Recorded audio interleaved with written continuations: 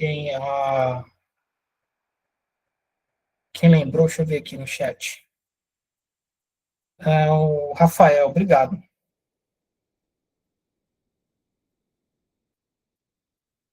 Tem o Top e tem o Rafael. Tá, beleza, obrigado. Eu não percebi. Na verdade, hoje eu Pois estou é, bem cansado. Hoje é o dia que mais trabalho eu, aqui. eu percebi agora, eu troquei do celular para o notebook, que eu vi que não estava sendo gravado. Tá, eu já iniciei a gravação aqui, mas não tem problema. A gente começou. O que importa mesmo é aqui, ó, que é os conceitos fundamentais, tá? Então, a gente estava falando sobre população e amostra, população todo, amostra ou conjunto, subconjunto, desculpa, né? Então, a gente tem, por exemplo, 50 alunos selecionados de forma aleatória para responder um determinado questionário. Então, eu tenho uma população toda que são os alunos de uma determinada disciplina, por exemplo, ou alunos da graduação, todos os alunos de CIT, Ciência e Tecnologia, é a nossa população. Eu pego aleatoriamente um subconjunto de 50 alunos, tá? Então, é isso. Essa figura esquemática mostra bem interessante. Você tem a população toda, você faz uma amostragem, pega um subconjunto, tá aqui essa amostra, você pode aplicar teste estatístico ou fazer qualquer outra coisa, e depois, através de inferência, você pode generalizar isso para o todo. Essa ideia de estatística. Por que então eu vou trabalhar com amostras e não com população? Por que não seria melhor trabalhar com toda a população? O resultado, por exemplo, se a gente fizer um teste estatístico, um censo, alguma coisa, não seria bem melhor se eu tivesse toda a população? Mas nem sempre é possível. Entendeu? Por exemplo, intenções de voto. Tem várias pesquisas de intenções de voto. Será que dá para pesquisar todo mundo do Brasil inteiro para saber quem o candidato que tem mais votos? Não, não tem como, né? A gente é praticamente impossível fazer isso, né? Com os recursos financeiros que os pesquisadores têm. Então, se utiliza de métodos de inferência, tá? Aqui cortando um pouquinho, não, tá.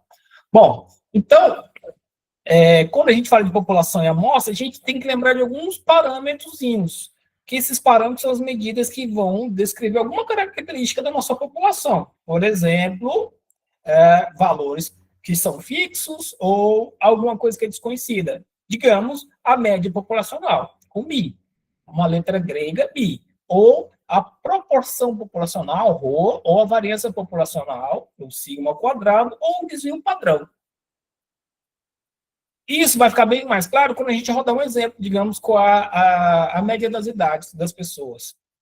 E a gente também trabalha com as estatísticas, ou os estimadores, que basicamente são o que a gente vai calcular a partir de uma amostra, tá? Então, perceba, parâmetro aplicado à população e as estatísticas, os estimadores aplicados à amostra, tá? Então, por exemplo, a média amostral seria a média de uma amostra, que é o x barra, a proporção amostral, o rho barra, ou a variância amostral. E o desvio padrão também. Deixa eu aceitar mais alunos que estão entrando agora.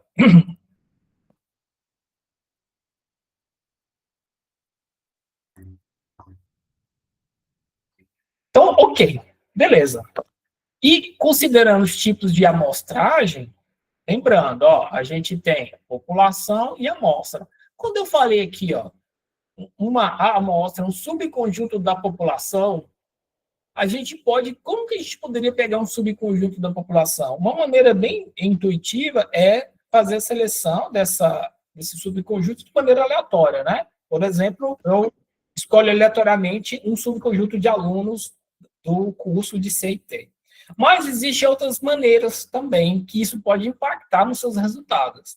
Por exemplo, e se eu fosse selecionar apenas que estão vinculados a um determinado polo de CIT? Não é uma amostra? Sim, é uma amostra. Mas, dependendo do que você for fazer, o tipo de análise que você for fazer, você pode ter um viés. Pode estar enviesada a sua análise.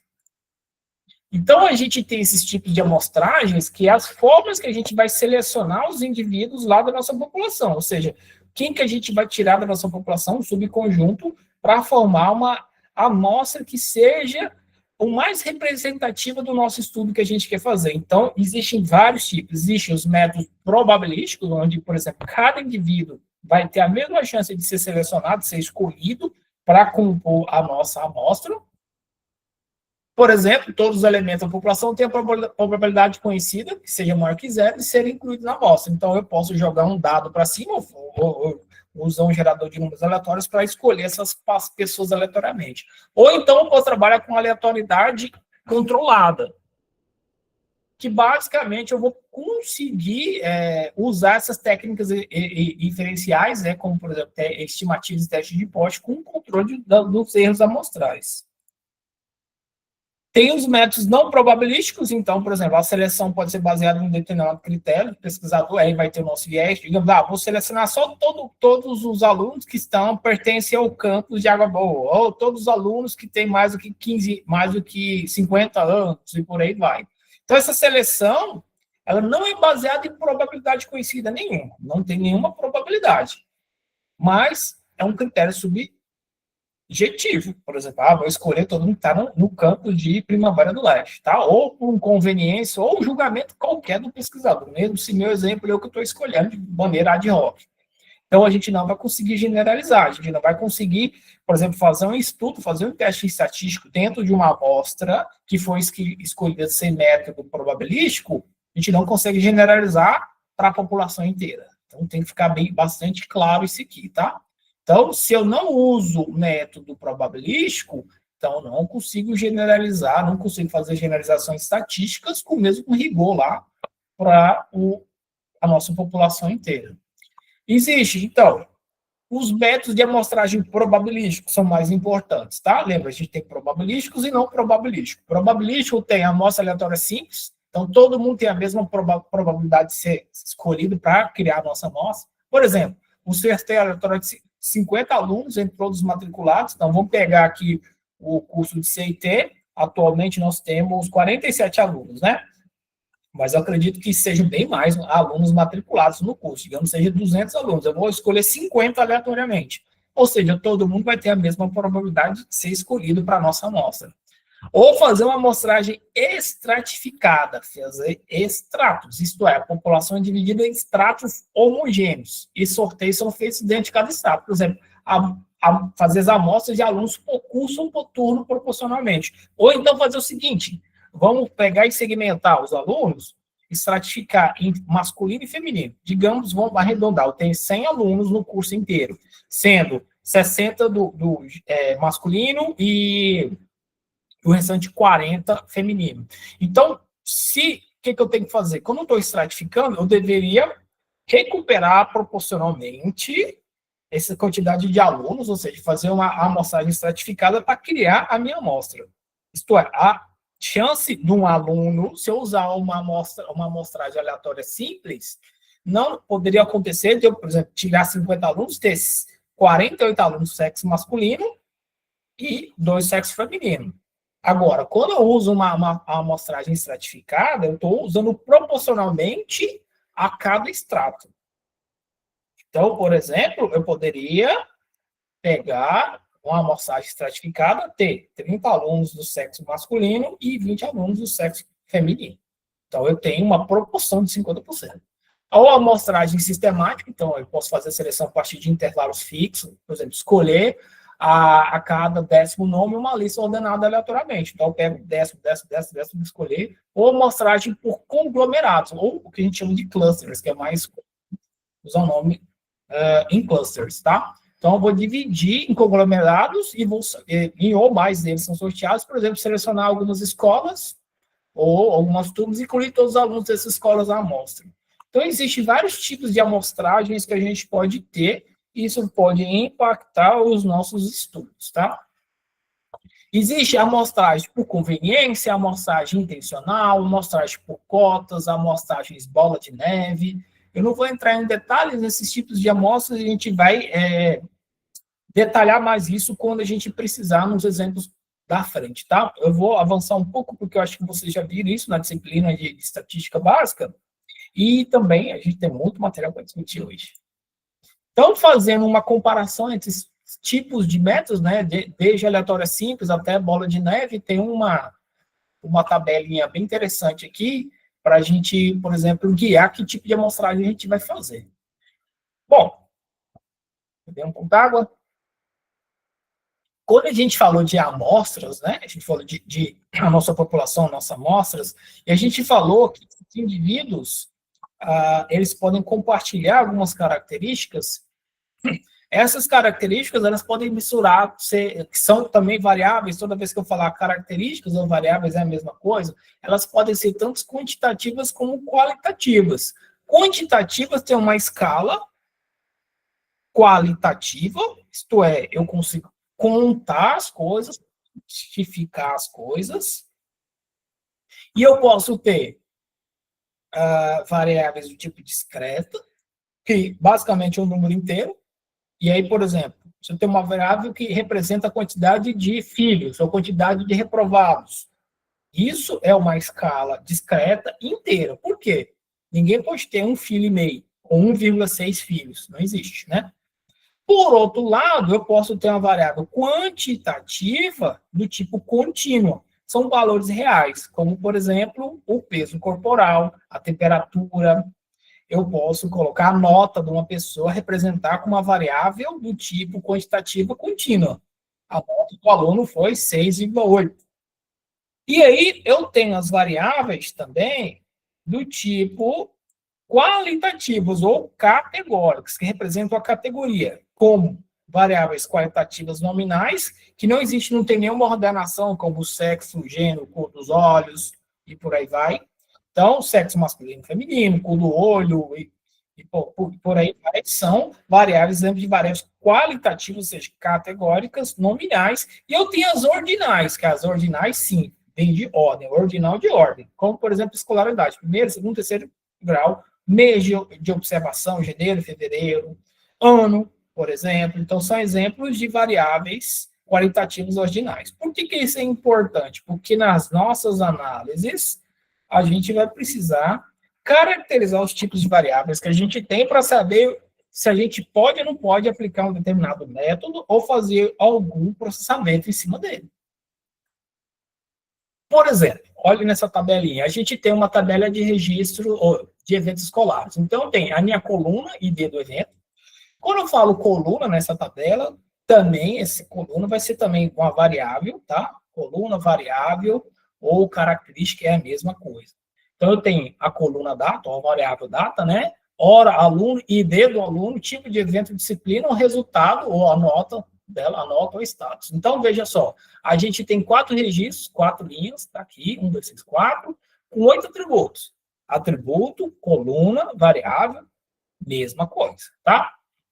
Então, a gente tem uma tabela, esses dados estão estruturados. Vamos lá, data, ok, tá tudo no mesmo formato, hora também, nome do aluno, tá como string, né, mano? ID do aluno, então, identificador, tipo de evento, presença, teste, entrega de atividade, chamada, ok, disciplina e resultado, que vem nota ou status. Perceba que essa coluna está um pouco diferente, porque o cara pode receber tanto valor que pode ser categórico, como um valor quantitativo, como 8,5. Então, se a gente for caracterizar as variáveis aqui no nosso exemplo, a gente tem ID do evento, é quantitativo, do tipo discreto, ou seja, identificador único para cada evento.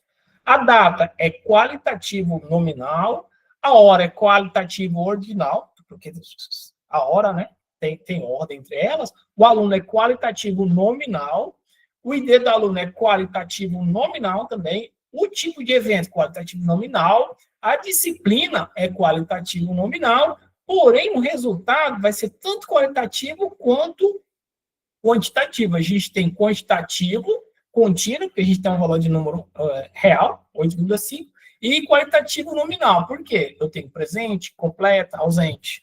Então, isso aqui é a caracterização das variáveis ou colunas ou características no meu conjunto de dados, tá? Tem até um exercício que eu peço para vocês fazerem isso. Para vocês conseguirem entender e conseguir distinguir o que é uma variável do tipo quantitativo de qualitativa, tá? Bom, então por quê? Como que eu posso aplicar esses tipos de variáveis? E por que é importante a gente fazer isso, né? Então, a gente pode utilizar esses dados para fazer análise de frequência, desempenho acadêmico, relatório, detecção de problemas, por aí vai. Por exemplo, as implicações de alguns atributos. Eu tenho atributos do tipo quantitativo, de quantidade, ela vai representar alguma informação, algum dado numérico, que pode ser usado, por exemplo, para cálculo, como soma, média, desvio padrão e por aí vai. Se eles são discretos, então são valores inteiros. Ou se são contínuos, então valores que podem ter casas decimais, como o número real, o número de ponto flutuante, como a nota. Se eu tenho variáveis ou atributos do tipo qualitativos, então eu vou representar categorias, categóricos. Ou então atributos que têm valor numérico, sendo úteis para classificação e para um agrupamento futuro. Por exemplo, nominal, sem uma ordem ou hierarquia, como aluno e tipo de evento, ou ordinal, se, por exemplo, se eu tenho uma ordem ou uma classificação entre eles, como hora, por exemplo, onde a hora pode ser uma maior ou menor que outra, né? Eu tenho uma ordem das horas. Por mês também é um exemplo de variável qualitativa ordinal.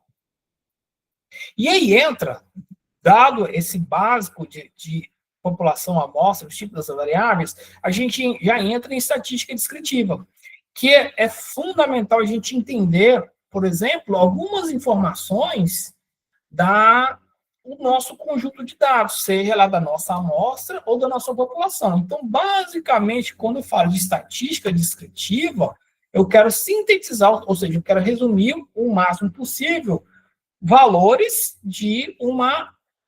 que tem uma visão, que nos dá uma visão global dos nossos conjuntos de dados, tá? Então, basicamente, a gente vai fazer o seguinte, a gente vai lá olhar nossas variáveis quantitativa de quantidade, seja ela discreta ou contínua. Então, perceba que eu só consigo aplicar estatística descritiva em variáveis quantitativas, e aí eu vou calcular essas medidas descritivas, que são as mais comuns que a gente tem, que é centralidade, variabilidade e associação. Basicamente, locação, dispersão e associação, que basicamente é, para a medida de locação, moda, média e mediana. Lembra de moda? O que é moda? O valor que mais aparece, que tem maior frequência na nossa distribuição de dados. Perceba que eu estou falando de distribuição de dados, tá? Eu não estou falando mais de amostra e nem de população inteira, porque essa distribuição de dados pode ser tanto amostra como a nossa distribuição inteira. A nossa média, a gente tem o quê? A média aritmética, que é basicamente somar todos os valores e dividir pela quantidade, pelo nosso média. Por exemplo, se eu perguntasse para os 50 alunos que atualmente estão participando da nossa aula expositiva hoje, a idade de cada um, eu poderia somar a idade de cada um e dividir por 50, a gente teria a nossa média aritmética da nossa idade aqui, tá? E eu tenho a média ponderada também quando eu tenho pesos, né? Atribuo pesos. A gente usa bastante mais a ponderada em avaliações, né? Avaliações têm diferentes pesos. E a mediana? O que é mediana? Mediana é eu achar um valor que vai separar em dois subconjuntos, o da esquerda e o da direita. Isto é, eu acho um valor mediano à minha distribuição. Então, tem que ter uma distribuição, tem que ordenar essa distribuição e achar o cara que está lá no meio, o que vai dividir 50% para a esquerda e 50% para a direita. Idealmente, seria isso aí, dividir, ou seja, a mediana é o valor central, o cara que está lá no meio. Bom, e se eu tiver uma amostra de tamanho par? Não vou conseguir dividir 50 para lá, 50 para cá, né? Aí eu tenho que fazer o quê? Eu tenho que pegar a média dos valores centrais. Aí eu acho a mediana. Então, vamos exemplificar aqui sobre moda, mediana e média. Por exemplo, a moda vai ser útil quando a gente quer saber qual que é o valor mais frequente de interesse. Por exemplo, quero saber qual que é o valor, considerar vocês, alunos, aqui, vamos pegar as notas de vocês na disciplina, vamos ver qual que é a moda. Qual que é a nota que apareceu mais frequentemente?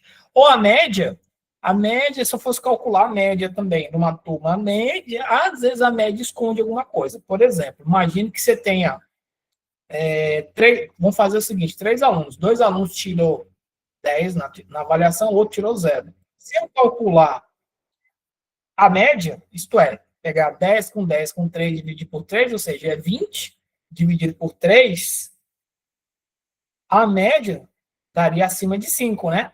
Porém, lembre-se que eu tenho um outlier, um valor muito baixo, que é 0. Então, cabe escondendo um pouco. Então, a média ela vai ser influenciada por esses valores extremos, que a gente chama de outliers. Tudo que está muito longe, a gente chama de outlier, ou seja, isso não vai ocorrer com a mediana, se a gente fosse calcular a mediana. Por exemplo, eu tenho esses valores, 2, 4, 6, 8, 10, a nossa média é 6 e a mediana é 6. Caso a média seja 6, a mediana é 6. Agora, se eu tenho 2, 4, 6, 8 e 100, 100 é um outlier. A mediana é 6, mas olha a média, já subiu para 24. E eu tenho as nossas medidas de dispersão. Tenho o desvio padrão, eu tenho a variância do desvio padrão e amplitude. Vou começar pelo mais simples, amplitude. A diferença do maior valor da minha distribuição com o menor. Isso é a minha amplitude. É como se eu pegasse o aluno, a idade do aluno mais velho aqui do curso com o aluno mais novo. Então, a gente teria a nossa amplitude.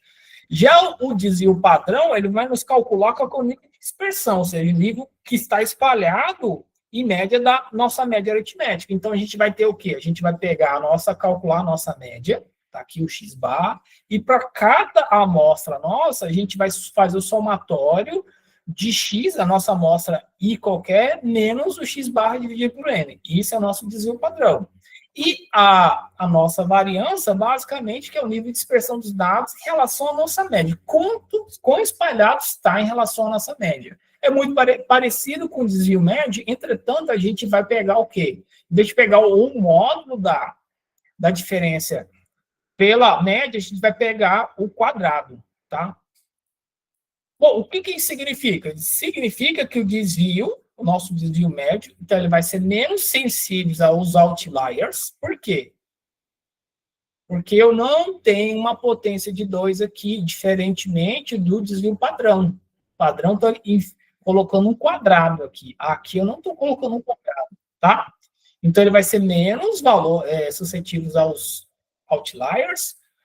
O desvio padrão pequeno, então, ele vai indicar que os dados estão sempre mais próximos, né? Em relação à média. Enquanto o desvio padrão muito grande, significa que tem maior dispersão dos dados. Eles não estão muito centralizados, tá?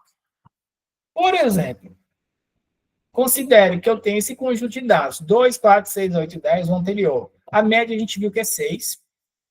A amplitude é 8, por quê? Eu faço 10 menos 2 a 8. A variância vai ser 8. O desvio padrão vai ser 2,83 e o desvio médio 2,4. Relativamente pequenos, os dados são próximos.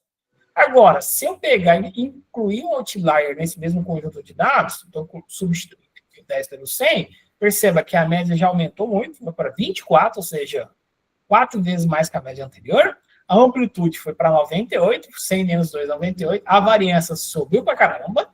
Por que a variância ficou tão grande? Porque a variância ela tem um quadrado.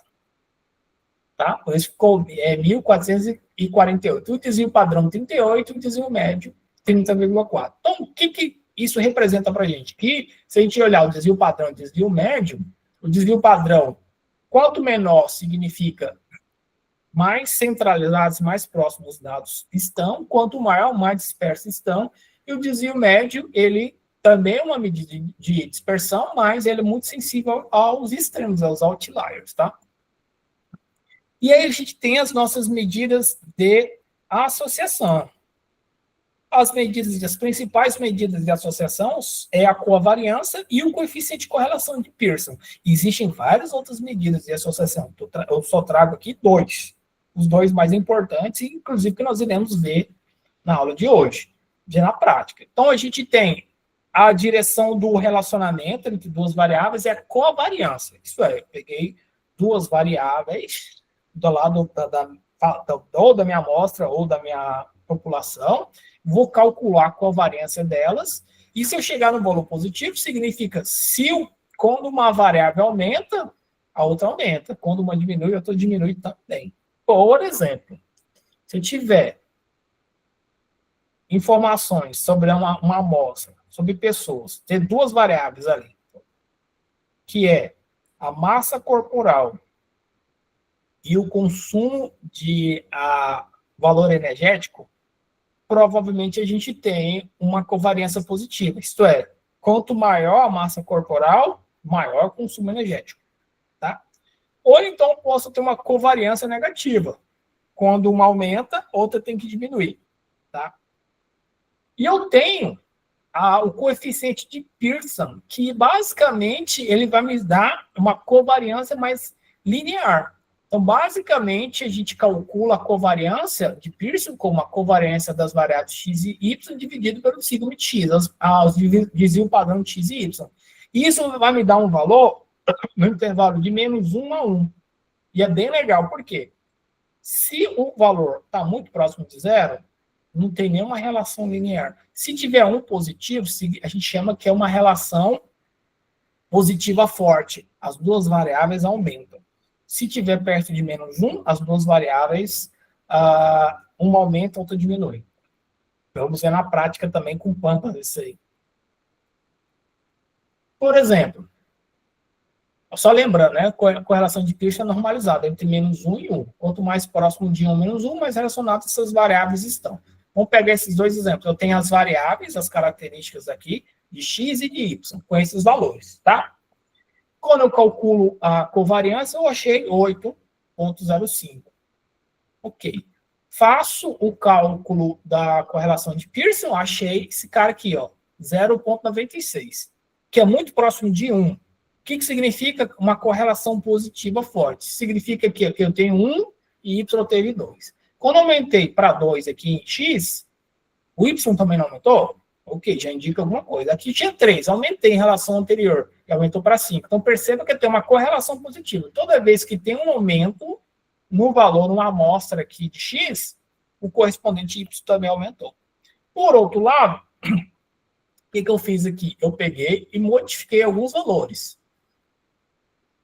Quando eu calculo a covariância, eu achei um valor de 9,49, mas no coeficiente de correlação de Pearson, eu cheguei a um valor 0,006, é quase zero.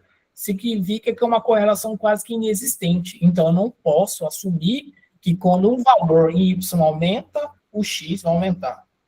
Fabrício, você levantou a mão? Boa noite, professor. Sim. Nesse primeiro exemplo que o senhor deu aí, no caso, quando o valor de cima é igual ao de baixo, seriam os desvios? Não, aqui são duas variáveis.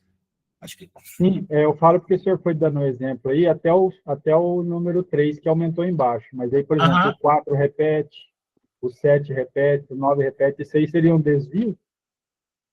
Não, não é desvio, não.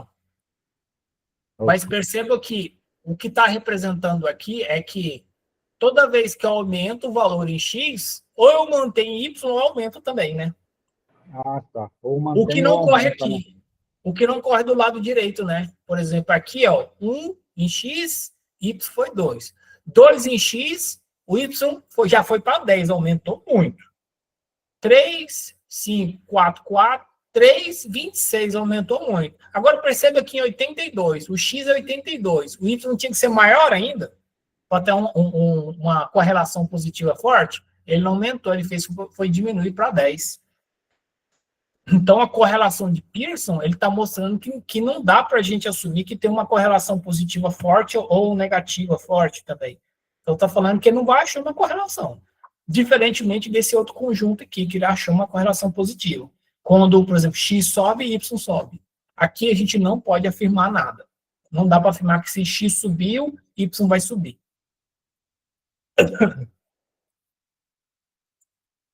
Vamos lá. Vamos, então, brincar com o exemplo de estatística descritiva. Lembre-se, esse material está disponível para vocês. Vocês podem pegar e analisar com calma depois, no conforto do lar, no celular, onde vocês quiserem analisar com calma, tá? Então, a gente tem esse conjunto aqui, ó. A gente tem o ID do evento, a data, a hora, o número do aluno, o ID do aluno, o tipo de evento, a disciplina, o resultado que ele teve. Lembrando que o resultado é em termos de nota ou status. Presente, 7, por aí vai. São 12 valores qualquer aí. Então, vamos fazer o seguinte, fazer uma análise descritiva bastante simples. Eu tenho, vamos voltar aqui, ó, por exemplo, tá vendo aqui o aluno ID 001, aparece aqui e aparece aqui. O mesmo cara. Então, o João Silva, na disciplina de matemática, estava presente. Aqui o João Silva, na disciplina de matemática, teve nota 8,5. João Silva, na disciplina de matemática estava presente. Vamos pegar o aluno 02, que é a Maria Oliveira, no teste de português tirou 0. A entrega de atividade de português foi completa e o teste de português ela tirou outra nota 9. Bom, então vamos caracterizar isso. João Silva teve 3 participações, a Maria Oliveira 4, o Carlos 4, Ana Costa 4. A média das notas, então, foi essas aqui, as médias, e o número de atividades entregues, ok. Bom, o que a gente pode fazer de análise estatística bem simples? Qual que foi a média das notas? Como que eu calculo 7,75? Pega esses camaradas aqui, ó. Somo eles e dividindo por 4. Então, aqui dá minha média. A mediana das notas, quem que é a mediana? O cara que estaria intermediário aqui, ó.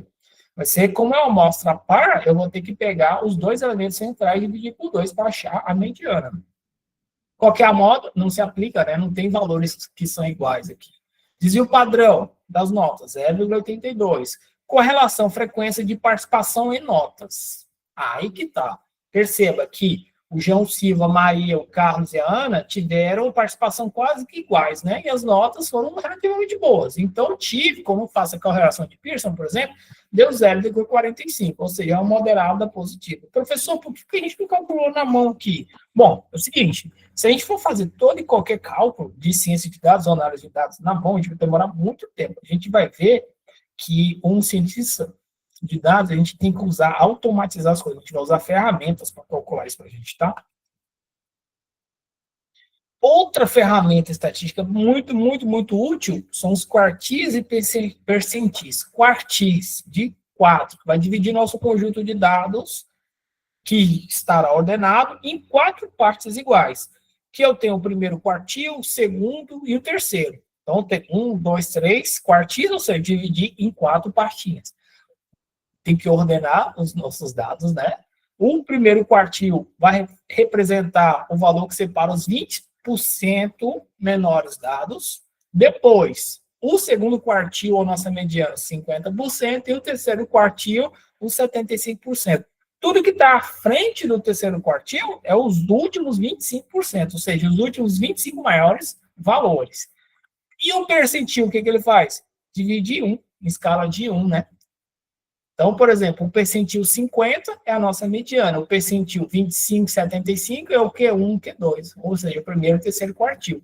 Olha que legal, por que eu preciso de quartis e percentis?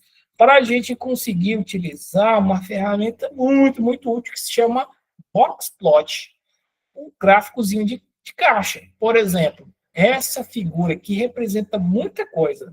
Eu poderia ter aqui representando que, pegar todos os meus dados, representando que eu tenho um valor mínimo, o valor máximo aqui, um outlier com um valor que está muito fora, muito longe da média. Eu tenho os quartis, o primeiro quartil, o segundo quartil e o terceiro quartil, sendo que sempre que o segundo quartil é mediano. Por exemplo, veja só, eu tenho essa figura aqui, eu tenho esses dados aqui, ó, 4, 8, 15, 16, por aí vai. Lembre-se, para a gente trabalhar com quartis e percentis, a gente tem que ordenar uns conjuntos de dados. Ordenei, calculo qual que é o primeiro quartil. O primeiro quartil, qual o valor que representa os 25 primeiros dados? Então, calculo que é um Q1. Q1 está na posição 2,5. Que é... Desculpa. Que está na posição 2,5. Ou seja, entre as posições 2 e 3. Que basicamente é 8 e 15, que vai ser 11,5. Então, vai estar 11,5 aqui o Q1. O Q2 vai estar em 32,5. Vai estar mais ou menos aqui, ó.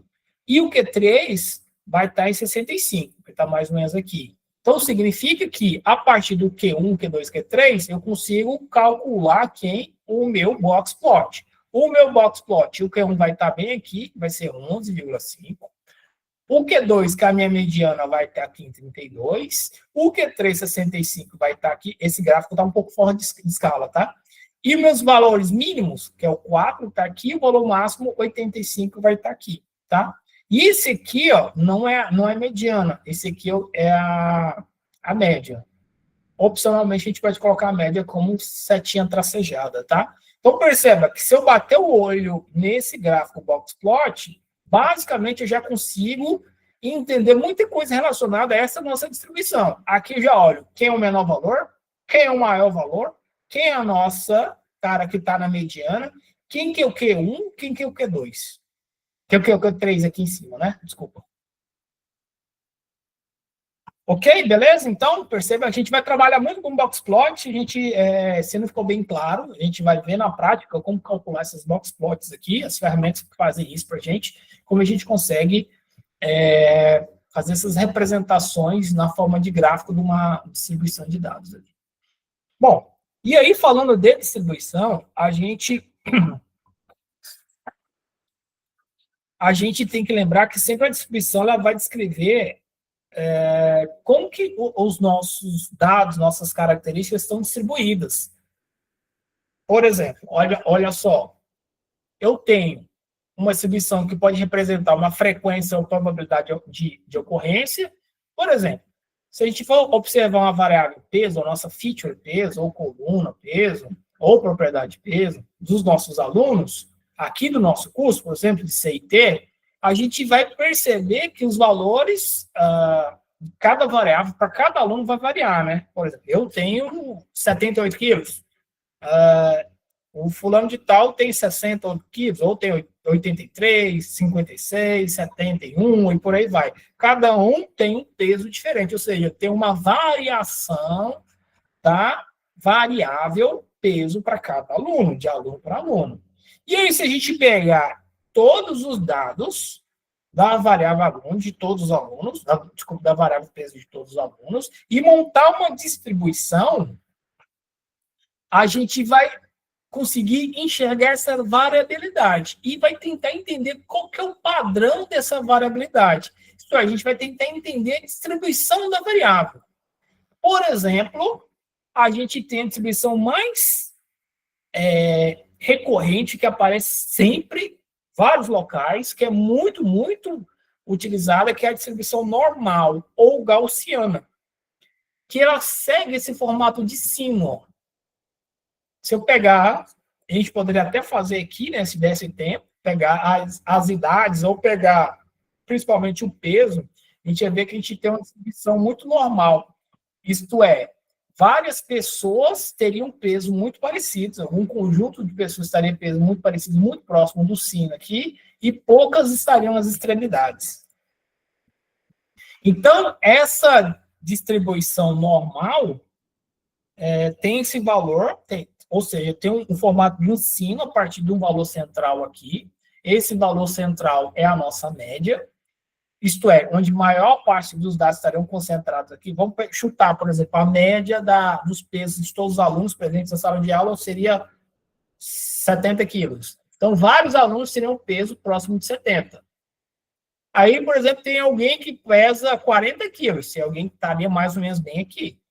Aí alguém pesa 120 quilos, estaria aqui. São os outliers. Ou seja, poucas pessoas pesam muito, poucas pessoas pesam pouco. Mas a maioria das pessoas pesam próximo de 70 quilos. É isso que diz uma distribuição gaussiana normal. Então, a gente calcula na distribuição normal. Professor? Opa, diga. Teria uma definição em português, em vez de ser outliers? Então, a gente até pode fazer uma distribuição, uma tradução literal, mas... sem sombra de dúvida, se você pegar os materiais todos, inclusive materiais em português, vão utilizar o termo outlier. Mas seria alguma coisa fora da curva. Foi o que eu imaginei. Porque às vezes estão mudando algumas nomenclaturas e algumas coisas, às vezes o pessoal tem deixado a questão de americanização, né? Mas, assim, se acostume, porque na computação, ciência e tecnologia, a gente acaba incorporando a nomenclatura inglesa, em inglês não tem como. Então, a gente não pode, por exemplo, às vezes, traduzir tudo, né? A gente acaba complicando as coisas. Então, alguns termos acabam que padroniza a gente utilizar em inglês mesmo. Um deles é outlier. Eu teria que perguntar, né? Senão não seria eu. Não, mas tudo bem, tranquilo. Estamos aqui para responder. A gente vai ver que, por exemplo, várias análises que nós iremos fazer mais para frente, a só vou usar alguns termos em inglês mesmo, porque não faz sentido algum querer traduzir. Por exemplo, que foi apresentado anteriormente, agora foi um gráfico chamado box plot. Não tem tradução desse gráfico para o português. Não tem, eu desconheço. Pode ter algumas pessoas colocar gráfico de caixa. Cara, fica tão ruim. Gráfico de caixa, é melhor usar o termo box plot. Bom, então vamos lá. Vamos ver a nossa média. A média vai estar aqui. Ou seja, onde a maior parte dos nossos dados estarão concentrados. O nosso desvio padrão rosinho. Então, seguinte, se eu tenho a média mais o ρ, desculpa, a média menos ρ, eu vou estar aqui. A média mais o ρ, eu vou estar aqui. Então, perceba que a maioria dos dados estarão aqui, entre mais ou menos ρ. A média e mais ou menos ρ. Qual que é a nossa propriedade aqui dessa distribuição normal gaussiana? Vocês vão ouvir falar bastante nessa distribuição, que ela basicamente parece que rege o mundo inteiro, essa distribuição. Simetria. Então, ela é normal, a distribuição normal é simétrica em torno da média, da nossa média aqui. Ou seja, os valores à esquerda da média têm a mesma distribuição que os valores à direita. Regra empírica. Aí tem uma regra bem legal chamada 68, 95, 99,7. Isso, cara, por incrível que pareça, aplica muito e faz muito sentido em várias coisas. Por exemplo, 68% dos dados estão dentro de um desvio padrão da média, ou seja, mais um ou menos um desvio padrão. 95% dos dados estão dentro de 2 desvios padrão. E 99,7% dos dados estão dentro de 3 desvios padrão. Então, olha aqui, só representando o que eu falei anteriormente, a gente tem uma distribuição gaussiana ou normal, bem simétrica em formato de sino, e a gente tem algumas outras distribuições também, como, por exemplo, a distribuição log normal, onde eu vou ter algo mais ou menos assim, algo mais ou menos assim, ó, que é diferente da normal, né? Quando é normal, ela está centrada na média, a log normal não, ela parece um log mesmo, né? Ou seja, ela é bem assimétrica. O que é assimétrica? Não é simétrica, ela vai ter um rabo aqui, ó, uma cauda muito grande, nesse caso aqui, à direita. Então, mas, nos nossos exemplos, a maioria do que a gente vai estudar, digamos, pelo menos nesse curso mesmo, 100% dos exemplos são sempre distribuições normais. A gente vai trabalhar com distribuição normal. Mesmo porque a gente a maioria das análises é baseada num teorema. É o teorema central, que a gente vai ver mais à frente, que é o suporte para os testes estatísticos que nós iremos fazer mais para frente, tá? Que é esse teorema central do limite, TCL. O que esse teorema é extremamente importante? O que ele diz? Eu não vou entrar nos detalhes do TCL, mas eu só vou mostrar as bases para que a gente consiga utilizar os testes estatísticos futuros. Basicamente é o seguinte, ó. Ele diz o seguinte, mesmo que a gente tenha uma distribuição que não é normal, ou seja, ela não é gaussiana, não segue aquele formato de sino, se a gente fazer a distribuição amostral das médias ou as somas das médias, isso tende a se tornar aproximadamente uma distribuição normal. Então, resumindo, esse teorema ele vai dar a base matemática e estatística para que a gente consiga fazer o seguinte, que a gente consiga fazer os cálculos, as diferenças sobre populações onde a gente não conhece a distribuição dela. Independente se ela é normal ou não normal, a gente vai conseguir utilizar alguns métodos normais, alguns métodos estatísticos que são para distribuições normais em cima dela. Tá bom? Não vou entrar em detalhes nisso aqui, porque eu acho que a gente não é tão o nosso propósito. Então, basicamente é o seguinte, ó, tem uma distribuição que ela não está no formato de sino, tá vendo aqui? Eu tenho uma média, bem aqui, eu tenho um desvio padrão, e eu tenho uma distribuição, essa mesma distribuição, ó, das médias amostrais, a partir desse cara, ela vai seguir o formato gaussiano. E aí sim, a partir disso aqui, eu consigo usar os métodos estatísticos que a gente vai ver mais para frente. Então, o TCL, para que serve para a gente? Para mostrar que mesmo que a distribuição não siga não é gaussiana, eu vou conseguir usar alguns testes estatísticos que foram criados inicialmente só para distribuições gaussianas normais. Tá. Dito isso, então, feito um overview já de estatística, vamos para as ferramentas de ciências de dados. Existe uma cambada de ferramenta, muita coisa. Dá para a gente ver tudo no curso? Não tem como, de jeito de maneira. Mas o que a gente precisa saber? Saber que existem essas ferramentas. À medida que eu vou precisar, eu vou correr atrás e vou conseguir entender essas ferramentas. Como, por exemplo, a linguagem R. Vocês já ouviram falar? A linguagem R é uma linguagem para a gente trabalhar com estatística, bem legal. Ou a linguagem Python. Python é bem bacana, né? Python também tem um suporte ferramental, um bocado de biblioteca para a gente trabalhar com análise e ciência de dados, tá? Com inteligência artificial também. Pandas, a principal, sem sombra de dúvida, a principal biblioteca em Python para se trabalhar com análise de dados. É uma biblioteca aberta, que a gente vai trabalhar com uma estrutura de dados chamada Data Frame, que basicamente lembra uma planilha do Excel.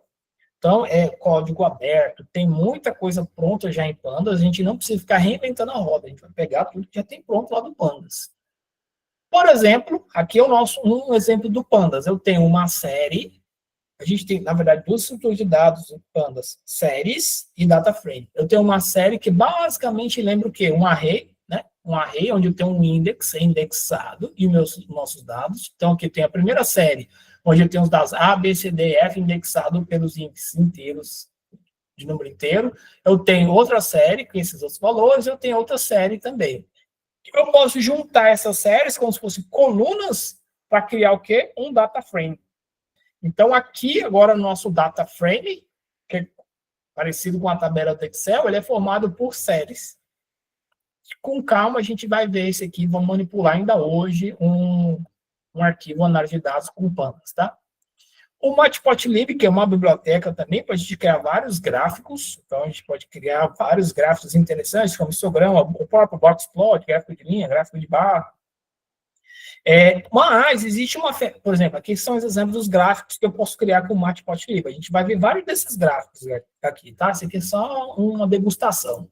E eu tenho outra biblioteca chamada Seaburn. Essa é um aprimoramento do Matplotlib. Ela tem os gráficos mais elaborados, tá? Então, a gente vai trabalhar com o Seaburn também, que aí, tá vendo que os gráficos são mais bonitinhos, ó? Gráficos com detalhe maior, com mais informações. A gente vai ver isso também.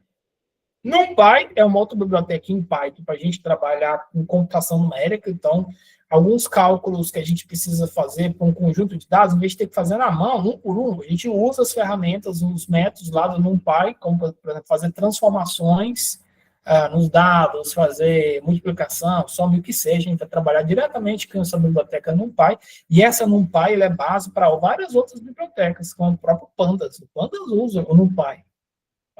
Uma outra biblioteca chamada SciPy e Scikit-Learn, que também são bibliotecas de machine learning, usam o NumPy.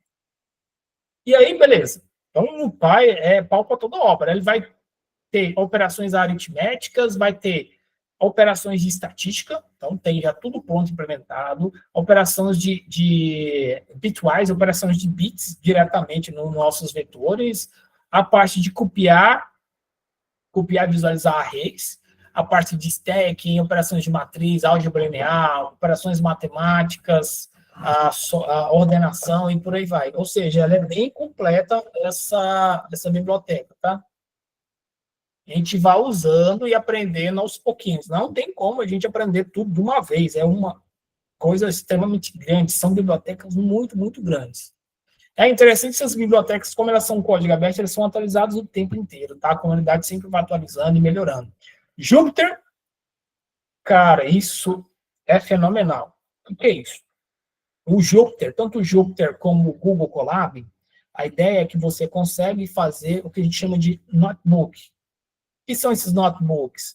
É o seu código de análise de dados de formato intercambiável entre texto com execução. Então, você consegue gerar como se fosse um código-fonte comentado e que consegue executar.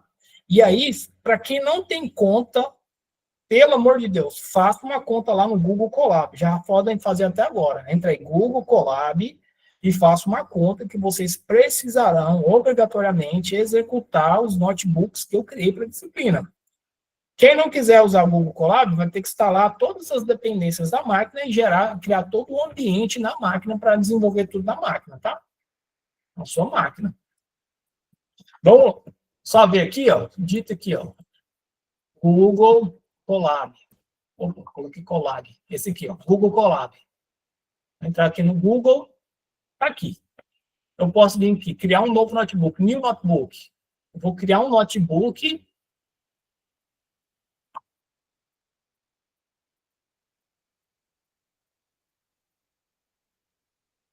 Esperar ela abrir, tá um pouquinho lento. Aqui, beleza. Esse aqui é o notebook. Como o meu ambiente aqui está todo em inglês, então vai aparecer em inglês, mas eu acho que ele apresenta em português se você tiver com o computador setado em português, tá? O que é isso aqui? Isso aqui é o seguinte, ó, eu posso intercambiar entre texto, por exemplo, aqui, ó, isto é um texto, e com uma célula de código. Por exemplo, aqui, uma célula de código, colocar em Python, print, oi. E eu posso mandar executar esse camarada aqui, ó, um playzinho. O que ele faz? Ele executa essa célula, ele vai executar essa célula e me dá o resultado aqui embaixo. E eu posso colocar, ó, me deu o resultado. Eu posso colocar um texto aqui, ó, por exemplo. Opa. Este é um exemplo de código em Python. Ok, beleza. Aí eu coloquei aqui, eu posso colocar aqui, por exemplo, opa, desculpa. Outro campo de texto, por exemplo, vamos colocar mais um campo de código aqui. Por exemplo, vamos colocar aqui, ó, recebe 9, 1, e B recebe isso aqui, ó.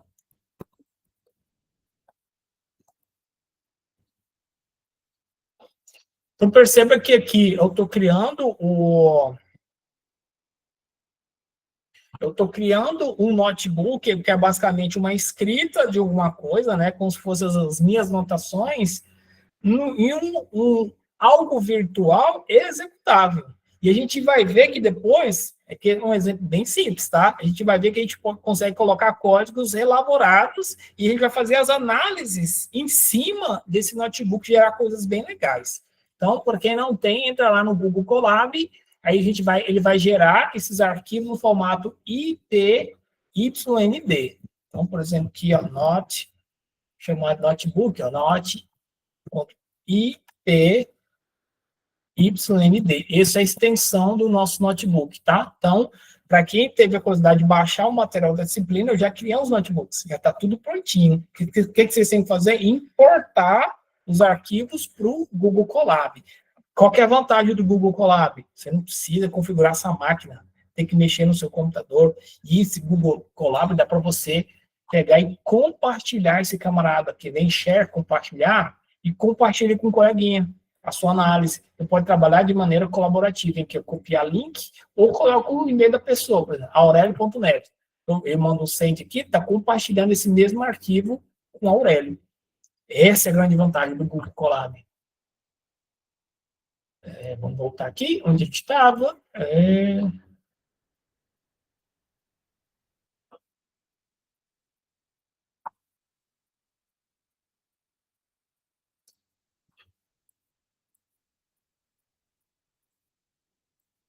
Tá. Tem outras ferramentas também para ciência de dados, como o Tableau, ela já é paga, tá? Não vou entrar em detalhes. Tem o Power BI, vocês já devem ter ouvido também do Power BI, também é paga. E para Machine Learning, né, a gente viu que tem intersecção com Machine Learning, né, ciência de dados, a gente tem uma porrada de ferramentas, porradas de bibliotecas, muita coisa mesmo, como o Scikit-Learn, que é a principal biblioteca para a gente trabalhar com aprendizagem de máquina em Python, TensorFlow, Keras, PyTorch, bibliotecas como o LightGBM, XGBoost, e o próprio River Framework também, que pode trabalhar com um conceito bem legal, que é Online Machine Learning. Bom, Estou falando uma porrada de ferramentas que existem. A gente vai trabalhar com todas? Não, não tem como, gente. A gente não vai conseguir trabalhar com todas, infelizmente. A Big Data também tem uma parte Hadoop, Spark, o Google BigQuery, para fazer a parte de deployment, Docker, Kubernetes, Streamlit, Flask, Django. Bom, por que eu coloquei esses slides aqui? Para a gente ter ideia que, quando a gente vai trabalhar nesse mundo de ciência de dados, não adianta você querer dominar uma única ferramenta. Não dá. Inevitavelmente, você vai ter que aprender várias ferramentas, várias bibliotecas, dependendo do projeto, dependendo do grau de complexidade das análises que você for fazer, você vai ter que começar a sempre estudar e aprender coisas novas, tá? Essa parte dos processos de ciência de dados, ou seja, as nossas etapas, a gente lembra que a gente viu lá no começo da aula, ó, sobre a definição do problema, coleta, limpeza, exploração, análise exploratória e modelagem, interpretação e, posteriormente, monitoramento e manutenção. Isso é, se a gente tem um problema, coletou os dados, fez limpeza dos dados, fez exploração inicial, visualizou algumas coisas, achou algumas relações interessantes, né? Aí a gente pode fazer uma modelagem estatística, uma modelagem usando, por exemplo, machine learning para se criar um modelo preditivo, por exemplo. E depois a gente bota esse modelo preditivo para rodar, funcionar, futuramente vai ter que monitorar ele, dar manutenção nele também. Então, esses sete etapas são as etapas fundamentais de ciência de dados. Nem sempre a gente vai chegar nessa última aqui, monitoramento e manutenção. Então, bom, esse slide aqui, ele está um pouco verboso. O que é esse verboso? Eu propositalmente coloquei muito texto no slide para servir como guia para vocês estudarem, tá bom?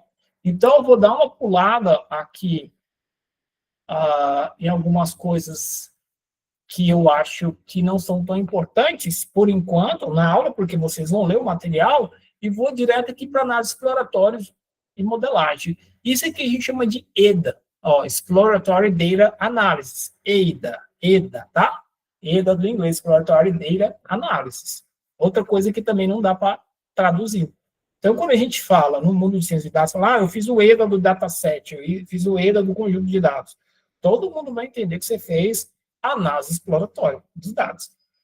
Então, o que é o EDA? EDA, basicamente, é essa sequência de atividades que eu tenho que fazer. Análise descritiva dos meus dados, usando o quê? Estatística descritiva, principalmente. Ajuste das variáveis. O que é esse ajuste das variáveis? Eu tenho uma variável quantitativa, uma variável qualitativa, você pode converter essas variáveis ou ajustar a escala delas, fazer transformações, detectar e tratar valores ausentes. É muito comum acontecer você pegar dados, que a gente vai chamar o nosso conjunto de dados, daqui para frente vai chamar de dataset, tá?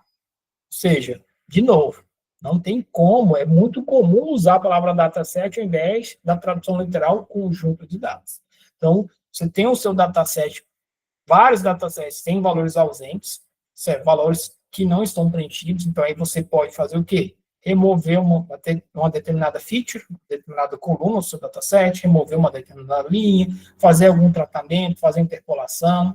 Você tem a parte de identificar valores atípicos, que são nos nossos outliers, e fazer a correlação de variáveis. Então, todo esse processo de análise exploratória é muito utilizado no mundo de ciência de dados. Basicamente, é como se fosse um processo que você sempre vai ter que seguir com o dataset que você acabou de receber.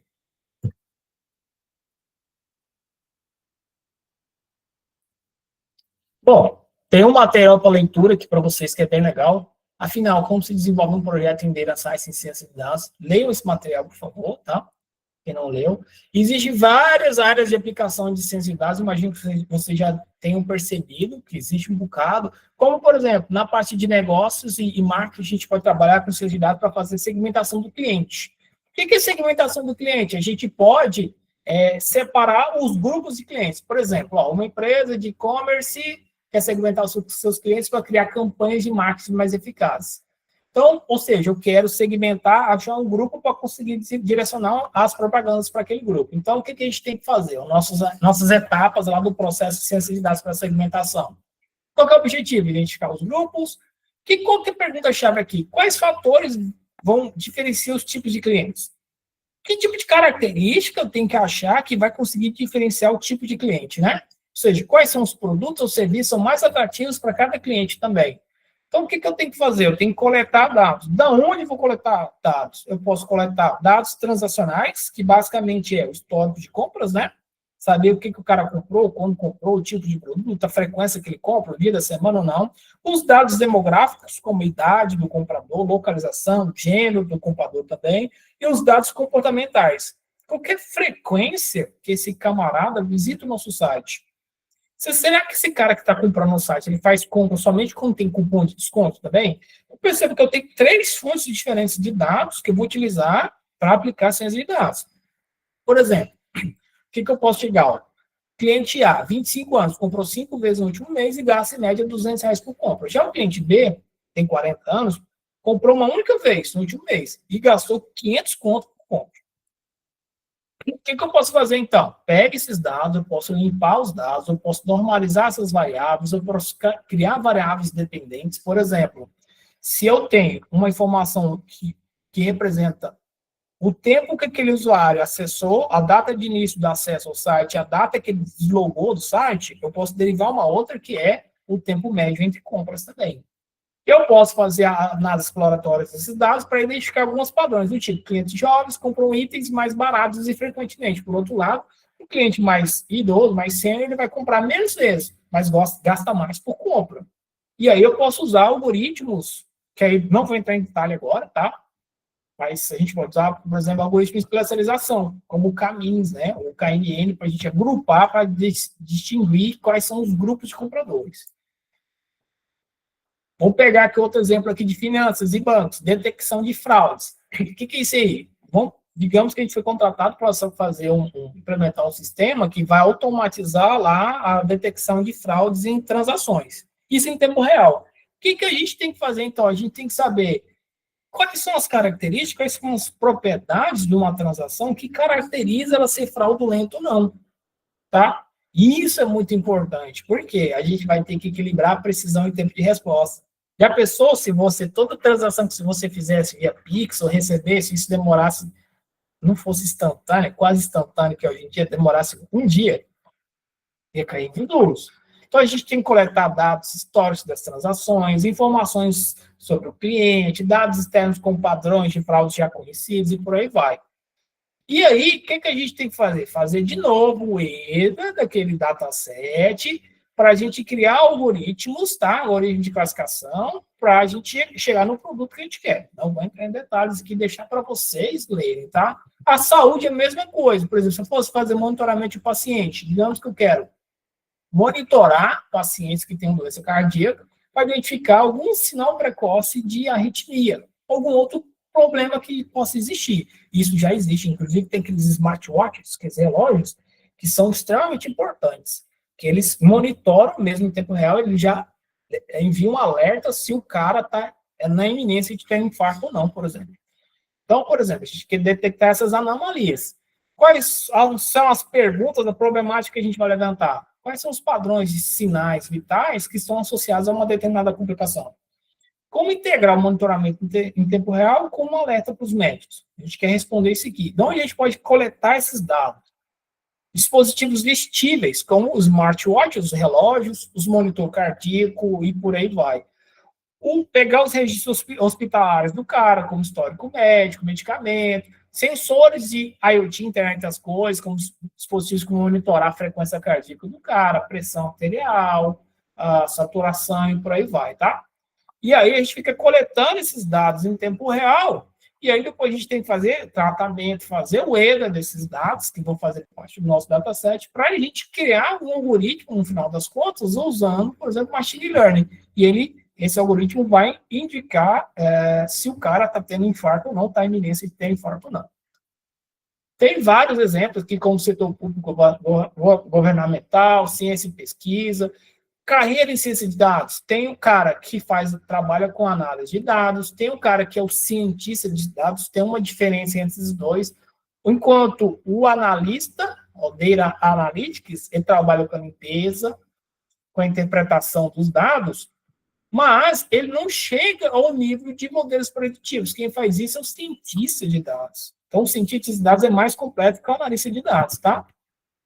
Tem um engenheiro de dados, que é esse cara engenheiro de dados, ele que vai construir, mano, e dar manutenção toda aquela infraestrutura necessária para coletar e armazenar esses dados.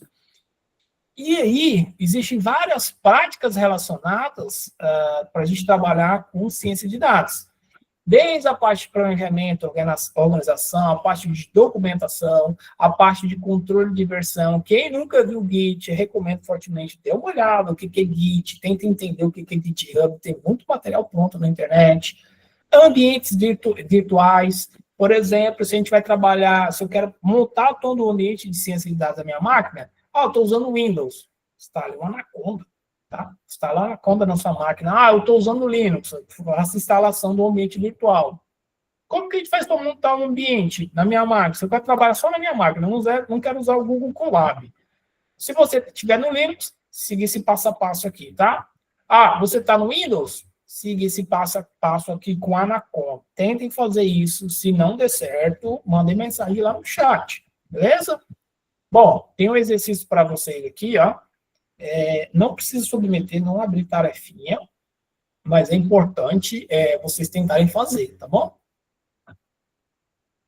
Dúvidas por enquanto, pessoal? Tá um pouquinho rápido, né?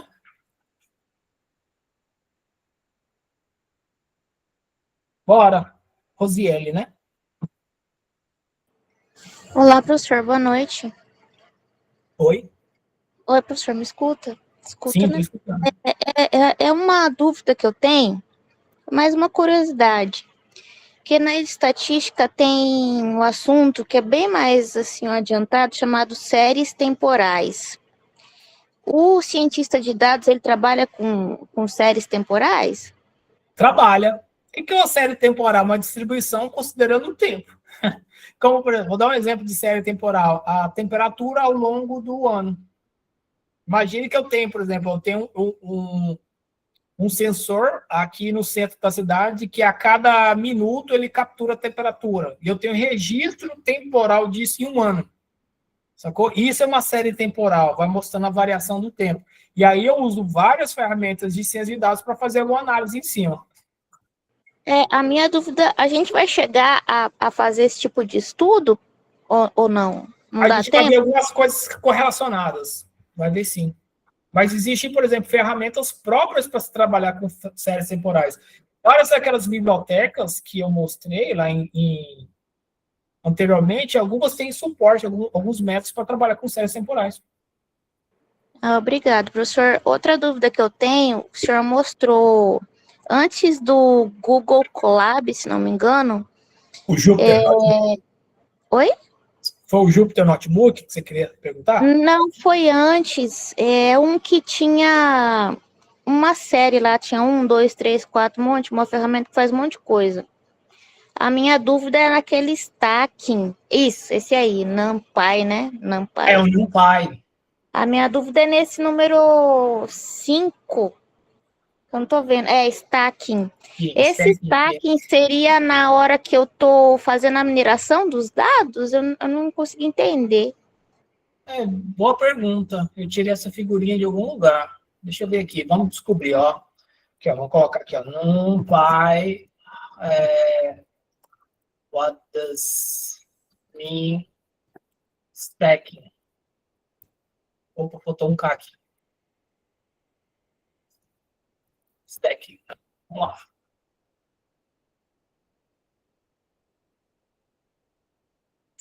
In the CAN, stacking first of the process of join and combine multi... tá. Seguinte, stacking, o stack é pilha, sabe? É como se fosse empilhar. Então, basicamente, stacking aqui é para quando você está usando a biblioteca NumPy, quando você quer o quê? Quer fazer o join, fazer a combinação de múltiplos arrays. Você tem, por exemplo, um array, vocês lembram o que é a estrutura de dados array, né? Array ou vetor ou lista. Você vai combinar eles, como se fosse fazer um append numa outra, ou combinar esses camaradas. Isso que é stacking. Então, essa ferramenta aqui, essa biblioteca NumPy, você pode copiar um array de um local para outro local, ordenar os números, os valores dentro do array, fazer o join ou merge desses arrays para criar um maior, entendeu? Isso que é o sentido de stacking. Bem observado, porque eu acho que eu tinha pulado esse camarada aqui. Perfeito, professor, muito obrigada. Tá, seguinte, já continuando no pai, se você me perguntar quais são todas as funções que um pai tem, eu não vou saber te responder de jeito maneira. É muita coisa, tem coisa demais essas ferramentas, essas bibliotecas. E eu gosto de aprender sob demanda. Eu tenho uma necessidade, eu vou lá, estudo e aprendo. Não tem como de você conseguir decorar tudo, é grande demais, gigantesco. Beleza, pessoal? Tranquilo aqui por enquanto? Mais dúvidas? Pessoal, vocês podem ficar até mais tarde, né? Quanto tempo dura esses encontros? Não tem horário definido? Professor, parece que é até às 9. Agora são 8h30. Vixe, eu tenho meia hora. Vamos fazer o seguinte, vamos fazer um intervalinho só de 5 minutos para beber uma água aqui. Pode ser, ir no banheiro e a gente já volta, porque eu tenho a segunda aula aqui. E aqui a gente vai botar as coisas para rodar e funcionar. Que é esse aqui que é o mais importante que eu quero mostrar para vocês. Tá? 5 minutinhos, beleza, pessoal?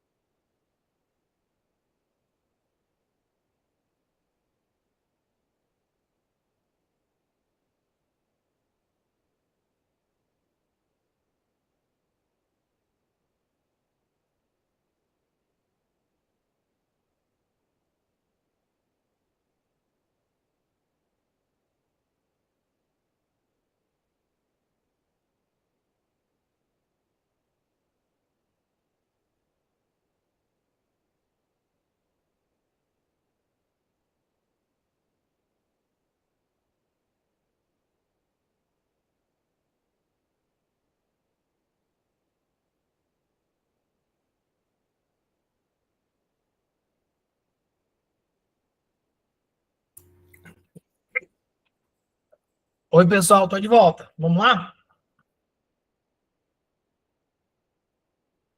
Vocês estão aí? Todo mundo tá aí? Dá um joinha aí para continuar. Tá. Bom, vamos ver na prática as coisas funcionando, tá? Eu vou acelerar para poder... Ok. Para dar tempo, tá? Então, o que a gente vai ver aqui? Vamos ver o Pandas funcionar. Eita, tem gente entrando agora ainda. Vamos lá.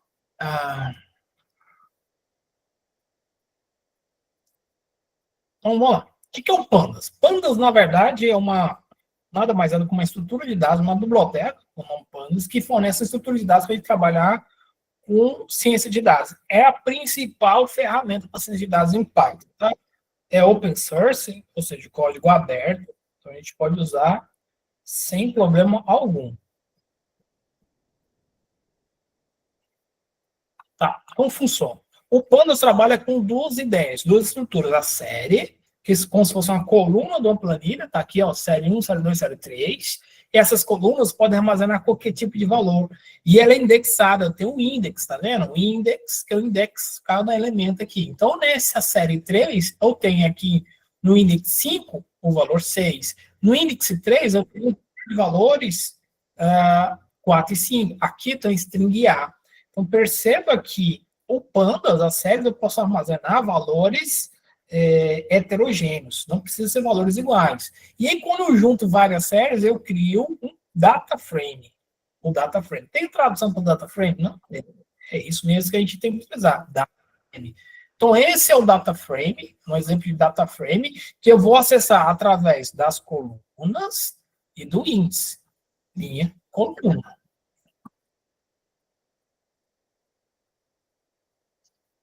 Bom, e aí, como esse camarada é feito em Python, toda e qualquer programação que a gente vai fazer com ele é em Python também. Então, perceba, o que a gente vai estar fazendo aqui? Ó? Isso aqui, na verdade, é um roteiro como que a gente vai fazer nossas análises, tá? Lembrando, esse material está bem verboso, tem muito texto que vai servir como material de estudo para vocês. Então, vou começar a fazer trabalhando com esses dados de uma dimensão, unidimensional, tá? Então, por exemplo, aqui eu vou criar, toda vez que eu vou trabalhar com pandas, eu tenho que importar a biblioteca, ó, import pandas, SPD, o que é? Eu estou importando a biblioteca panda e vou chamar ela pela PD. Então, aqui eu faço pd.series. Isto é, eu estou criando uma série através desse array, 1, 3, 5, 7, 9. Mando printar esse camarada, ele vai me dar resultado, tá? O que eu posso fazer? Se é uma série, eu não consigo acessar a série através do index. Tá aqui, ó. Acesso o primeiro elemento. Lembrando que o index nosso começa em 0. 0, 1, 2, 3, 4, por aí vai. E se eu quiser fazer um fatiamento? Aqui eu estou mandando acessar, ó, do nossa série, eu estou acessando nada, 2.3. O que significa? Eu vou pegar os 3 primeiros elementos, 0, 1 e 2. Esse aqui, eu estou pegando os 3 primeiros elementos da nossa série, vai pegar 1, 3 e 5. E se eu quiser fazer o seguinte, se eu quiser colocar o index, ou índice, que não seja mais um valor numérico. Ou seja, eu posso colocar o index como qualquer coisa. Eu posso criar uma série, que é o PD por séries. Esses são os valores que serão armazenados na série. E o index vai ser que as letras A, B e C. E aí eu posso acessar, por exemplo, o primeiro elemento como SA. A quem? É o índice. Essa é a grande vantagem do nosso Pandas, das nossas séries. Por exemplo, olha só, aqui do lado esquerdo a gente tem um trecho de código que eu inicializo. Tem uma array, tá vendo aqui uma lista, 1, 2, 3, 4, 5. Cria uma série, passando como parâmetro essa lista aqui, e mando printar ela. Aqui é o valor que está printando. Aqui é quem? O index, aqui é o valor armazenado, o tipo dela é tudo inteiro. Aqui já é o contrário. O que eu estou fazendo? Aqui eu estou inicializando uma série, um Panda série, através de um dicionário, onde ele vai fazer a seguinte conversão: chave-valor, chave-valor. A chave vai ser o índice. Índice-valor, índice-valor. Então, meus índices vai ser A, B e C, está printado aqui os valores 1, 2, 3. E, por outro lado, eu posso também inicializar uma série informando separadamente quem é os dados e quem é o index.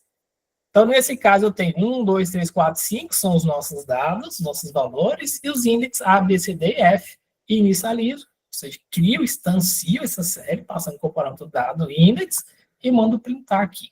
Então, veja que eu tenho várias, é bem flexível a biblioteca para você trabalhar de várias maneiras possíveis, tá? Outro exemplo, o que eu posso fazer? Olha que facilidade, agora que vem as facilidades da linguagem. Eu tenho uma série chamada séries A e séries B. Uma foi inicializada 1, 2, 3, a outra 4, 5, 6. Olha o que eu posso fazer. Eu posso somar. Quando eu coloco o operador mais aqui, ele soma as séries. E me dá resultado o valor da somatória das duas séries. Essa é a grande facilidade do Pandas. Por quê? A gente, teoricamente, deveria fazer o quê? Percorrer elemento por elemento da primeira série e somar com os elementos da segunda série. A gente não. Só com o operador mais ele já faz isso automaticamente para a gente. A mesma coisa que, nesse exemplo, série A é inicializada com índice A, B e C e série B com índice D, C, D. O que é comum a esses dois caras? Só o índice D, que é comum os dois, tá vendo? Quando eu mando somar esses dois caras, ele vai somar o índice A da primeira série com o índice A da segunda série. Não tem, né? Por isso que o resultado tá none. O que é none? Not a number. Ele soma e acha que é um valor que não existe. O índice B da primeira série, que existe no índice B da segunda série, é 6. Por quê? 2, 1, 4. O índice C também, né? 3 e 5 dá 8. E o índice, o quê? D não existe, por isso que ficou not a number.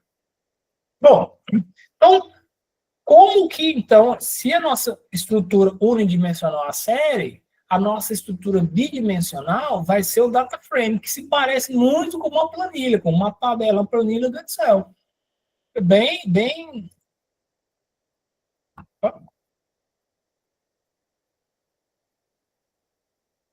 Tá demorando a fazer o... tá. Tinha um delay muito grande entre uma apresentação e outra. Então, bom, o nosso data frame tem 3 componentes. Os nossos dados, que são armazenados nas linhas e colunas, as linhas, que são o index, tem indexado, e as colunas, que são as nossas propriedades, as nossas variáveis que a gente vai procurar, tá? Cada coluna dessa aqui é uma série. Então, o que a gente pode fazer? Por exemplo, tem esse dado, que vai ter a coluna nome, eu estou criando esse dicionário, né? Com a coluna nome, com os valores Alice, Bob e Carlos, a coluna idade, né? Nesse dicionário, 25, 30, e mando criar um data frame, ó, PD de pandas, data frame, passando comparando aquele dado. Se eu quiser printar apenas o nome, a coluna nome, eu posso printar assim, ó, df nome. Eu printo todos os valores que estão no nome. Então, por exemplo, aqui eu estou inicializando um data frame. Esse data frame vai ter a coluna name, age e serial, nome, a idade e cidade, com esses valores aqui. Instancio o data frame e mando printar ele. Ele vai printar esse camarada que está aqui, ó, nome, idade e cidade. Com esses camaradas que estão bem aqui, ó. A gente está postando no cursor. Agora, eu posso fazer também, inicializar o meu data frame, não a partir de um dicionário, a partir de uma lista de lista também. Eu tenho essa flexibilidade, vai ser a mesma coisa. Ou seja, diferentes maneiras de se trabalhar com séries e data frames. Se eu quiser acessar apenas a coluna nome, se eu dar um print aqui, ó, df nome, ele só vai printar o nome. Se eu quiser acessar a partir de uma linha, eu coloco o operador lock, ponto lock 0. Ele vai mostrar quem está na primeira linha, que é o quê? É a instância com o nome John, idade 25 de New York. Se eu quiser saber, em vez de ser pela primeira linha, eu posso colocar o iLock também. É a mesma coisa do que o lock.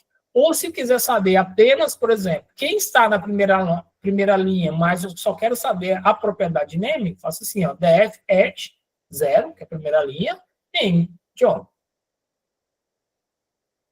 Bom, existem várias operações em pandas. O que a gente pode fazer? Lembrando, pessoal, quando a gente for trabalhar com dados, esses dados, os nossos datasets, eles estarão no formato de Excel ou estarão em formato CSV, normalmente, tá? Então, a gente vai pegar os datasets, baixar esses datasets, vocês vão dar uma olhada no material, vocês vão ver que esse material tem vários datasets em formato .csv. E aí, se eu vou pegar esse dataset e carregar no Pandas para fazer as operações, eu tenho que utilizar um operador, um método aqui para carregar. Então, esse def.toCSV eu estou salvando. E o pd.read.csv eu estou lendo. Read.csv eu estou lendo o arquivo dados.csv, que esses dados têm o separador de ponto e vírgula, então o CSV significa comma separated value, ou seja, valores separados por comma, por vírgula. É um arquivo de texto simples. E aqui eu estou falando que o separador não é a vírgula, ponto e vírgula. Que está na codificação no TF8. Ou seja, eu pego o meu dataset que está no formato CSV e faço o Pandas ler ele. Ou seja, esse dataset vai estar em memória, eu vou conseguir manipular ele. Eu também posso salvar ou ler de arquivos de Excel também. E, de maneira análoga, eu posso ler no formato JSON. O JSON é um outro formato de texto também, muito comum para a gente ler e salvar os nossos datasets. Vou passar rápido, porque a gente vai ver isso na prática. Lembra que a gente falou sobre estatística descritiva? Olha que legal. O DataFrame tem esse método describe, que dá umas descrições básicas para a gente. Ou então a gente pode fazer o quê? Calcular a mediana, calcular a média, calcular a moda. Ou então eu posso fazer o seguinte, contar quantas vezes e ter um determinado valor único que acontece dentro de uma coluna, que aqui eu estou contando idade. Quantas vezes cada idade aparece aqui, ó. Ou então eu posso fazer o seguinte, calcular o coeficiente. A gente não viu o coeficiente, a correlação de Pearson? Então a gente pode usar o método COER, por exemplo, core, df.core, que eu estou falando o seguinte, calcule o coeficiente de Pearson para mim, somente das variáveis numéricas, ele vai montar para mim essa correlação de todas as variáveis numéricas, automaticamente. Se quiser calcular a variância, o desvio padrão, olha os métodos, df.var, df.std, standard. Então, ele vai calcular tudo isso automaticamente, eu não vou ter que ficar implementando métodos. Se eu quiser fazer o seguinte, eu tenho meu dataset, sei lá, tem 50 mil dados lá, 50 mil linhas. Eu quero só filtrar nesse dataset as informações, os dados das entradas com a idade mark 28. A gente pode fazer o seguinte, ó, df na coluna idade mark 28. Você só vai me retornar todo mundo, todas as linhas que tem nessa coluna idade maior que 28. Ou então eu posso fazer múltiplo, né? Onde a idade é mark 28 e a cidade do camarada é Rio de Janeiro. Is-in, o que é esse is-in? Is-in, de inglês, fazendo a tradução literal, está dentro, né? Tá? Is-in, em um conjunto, eu estou falando o seguinte, aqui eu estou perguntando, estou fazendo um filtro onde eu vou filtrar todas as informações, todos os registros, todas as linhas, onde o valor de cidade seja correspondente a São Paulo ou Rio de Janeiro.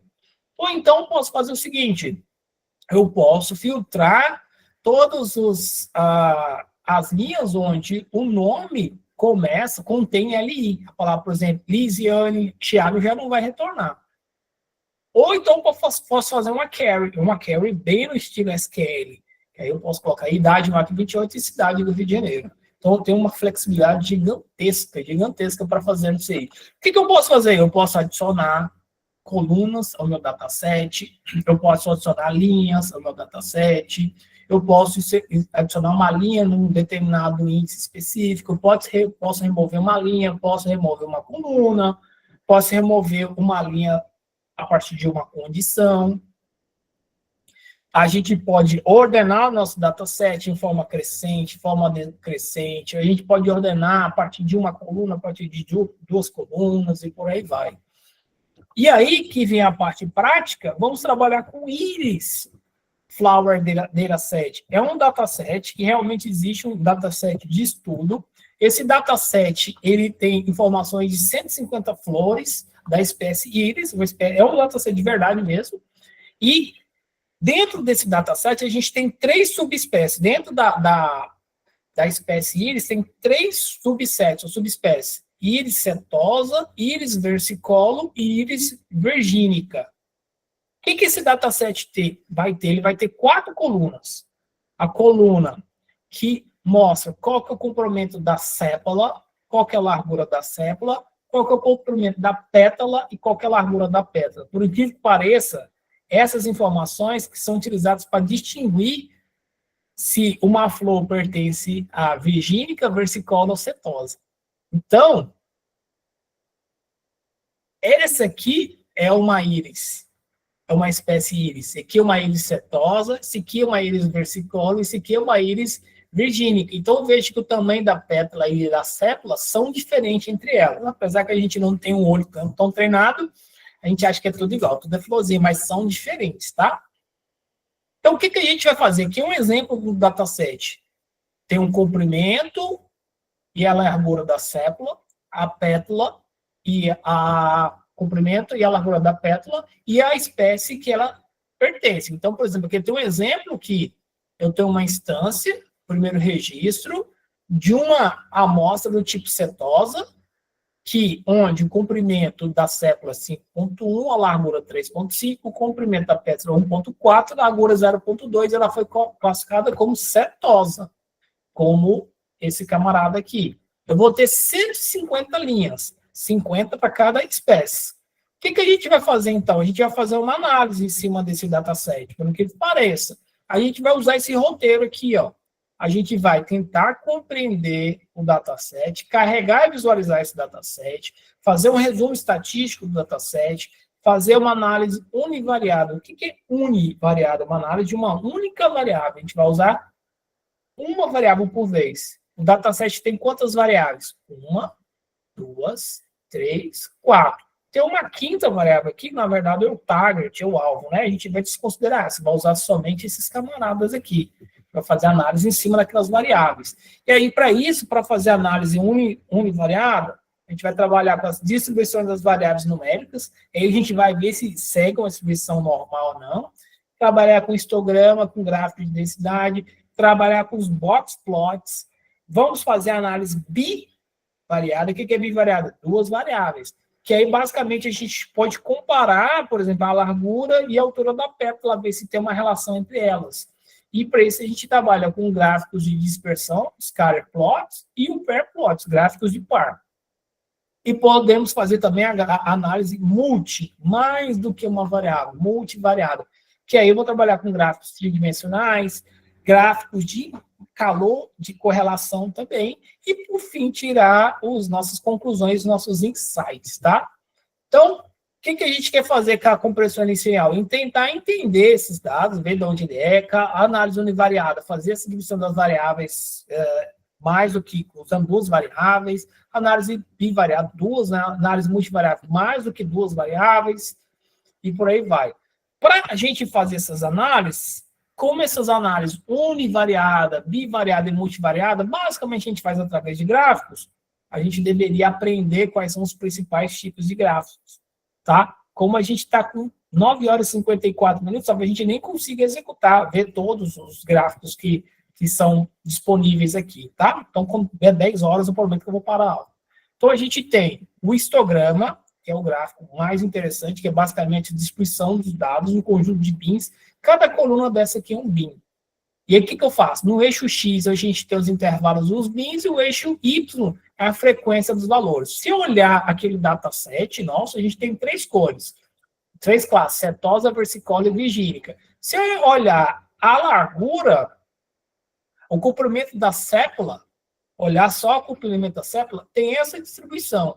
Perceba que os valores da setosa normalmente são menores do que a virgínica. Então, aqui já tem uma clara distinção. Virgínica, normalmente, e versicola, normalmente são maiores, né? Se eu fizer um gráfico de densidade, que aí fica um gráfico bonitinho como esse, que me lembra essa distribuição? Não lembra a distribuição normal? Lembra que eu falei que essa distribuição normal vai seguir a gente pro resto da vida? Aqui é uma distribuição normal do comprimento da largura da sépula. Então, eu consigo, por exemplo, aqui nesse gráfico, eu tenho um eixo X que representa os valores das variáveis dentro dos bins, o Y, a densidade, a probabilidade de frequência desse camarada. Então, o que isso está significando aqui? Ó? Significando que, por exemplo, por valor 3, se eu tenho uma sépula de tamanho 3, a maioria dos nossos dados do dataset sempre tem o valor 3, próximo de 3. Poucos têm valor 2 e poucos têm valor aqui próximo de 4 ou 4,5. Eu tenho um gráfico também de box plot, que aí o que o gráfico de box plot faz? Lembra que a gente no box plot a gente tem que calcular os quartis, Q1, Q2, Q3? Então aqui eu estou calculando para quem? Para a sépula, para o comprimento da sépula em centímetros. Perceba que no íris setosa o comprimento é muito pequeno em relação aos demais. Então, a versicólia e a virgínica, aqui nesse gráfico de box plot, a gente percebe que o tamanho da sépula desses dois caras é bem maior do que o nosso setosa.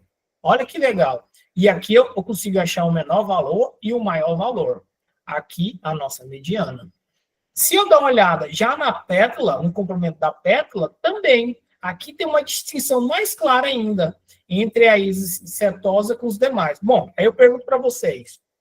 Então, se eu pegar uma informação, o dado de comprimento e largura da nossa pétala, e descobrir que são valores pequenos, muito provavelmente ele vai fazer parte da subespécie setosa, tá?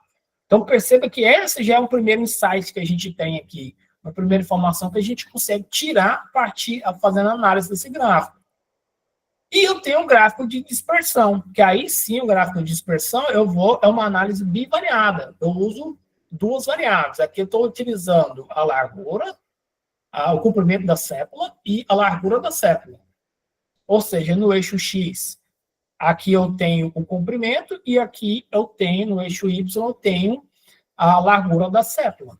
E aí depois, cada pontinho desse aqui, coloridinho, representa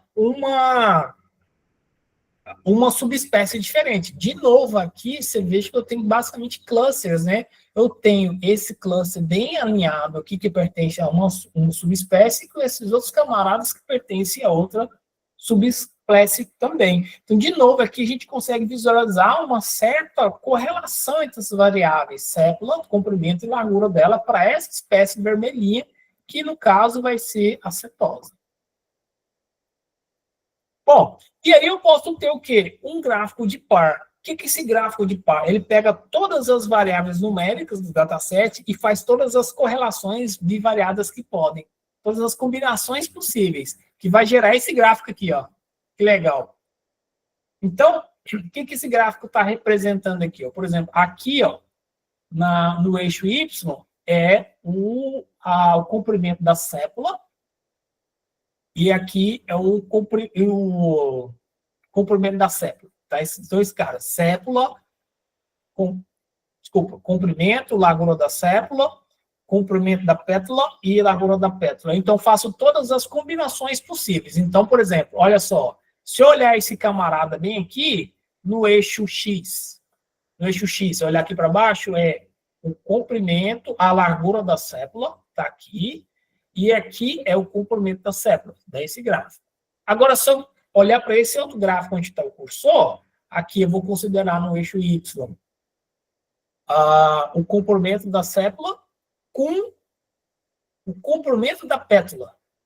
Então, faço todas as combinações possíveis. Como eu tenho 4 variáveis numéricas, eu vou fazer a combinação, tomar 2 a 2 desses camaradas aí.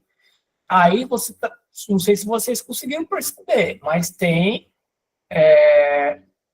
por exemplo, coisas bastante nítidas aqui, por exemplo. Olha só, todas as setosas, nesse gráfico, ficou bem separada, nesse gráfico, nesse gráfico, nesse gráfico, nesse gráfico também, aqui também, aqui também. Então, perceba com esse gráfico de par aqui, a gente conseguiu ver que basicamente quase todas as relações, as bivariadas, as análises bivariadas, a gente consegue distinguir o que é setosa de versicólia e virgínica, pelo menos. O que fica mais complicado depois é distinguir entre virgínica e versicólia.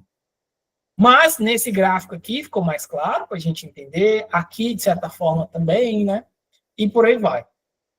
E eu tenho os gráficos tridimensionais, por exemplo, que vão ter 3 dimensões. Então, eu poderia ter um gráfico aqui, ó, que pegasse essas 3 variáveis. Acontece que nem sempre a gente consegue, esses gráficos vão dar informação muito boa para a gente. Nem sempre. Por quê? Primeiro que a gente não consegue plotar 3 dimensões no plano 2D. Então, a gente não consegue, não fica tão legal aqui, tá?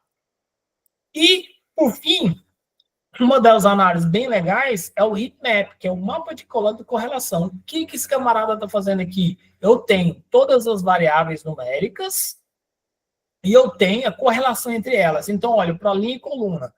Com tudo que está vermelho está próximo de 1, e tudo que está azul está próximo de -1. O que nos interessa? As correlações +1 ou -1. Ou seja, a correlação forte positiva ou forte negativa, que é a correlação de Pearson. Então, vamos olhar o que está acontecendo aqui, ó. Existe uma correlação forte aqui, ó, 0,96. Entre o quê? Entre o comprimento da pétala com a largura da pétala. O que significa 0,96? Quanto maior o comprimento da pétala, maior a largura da pétala. Vamos ver se tem uma relação negativa?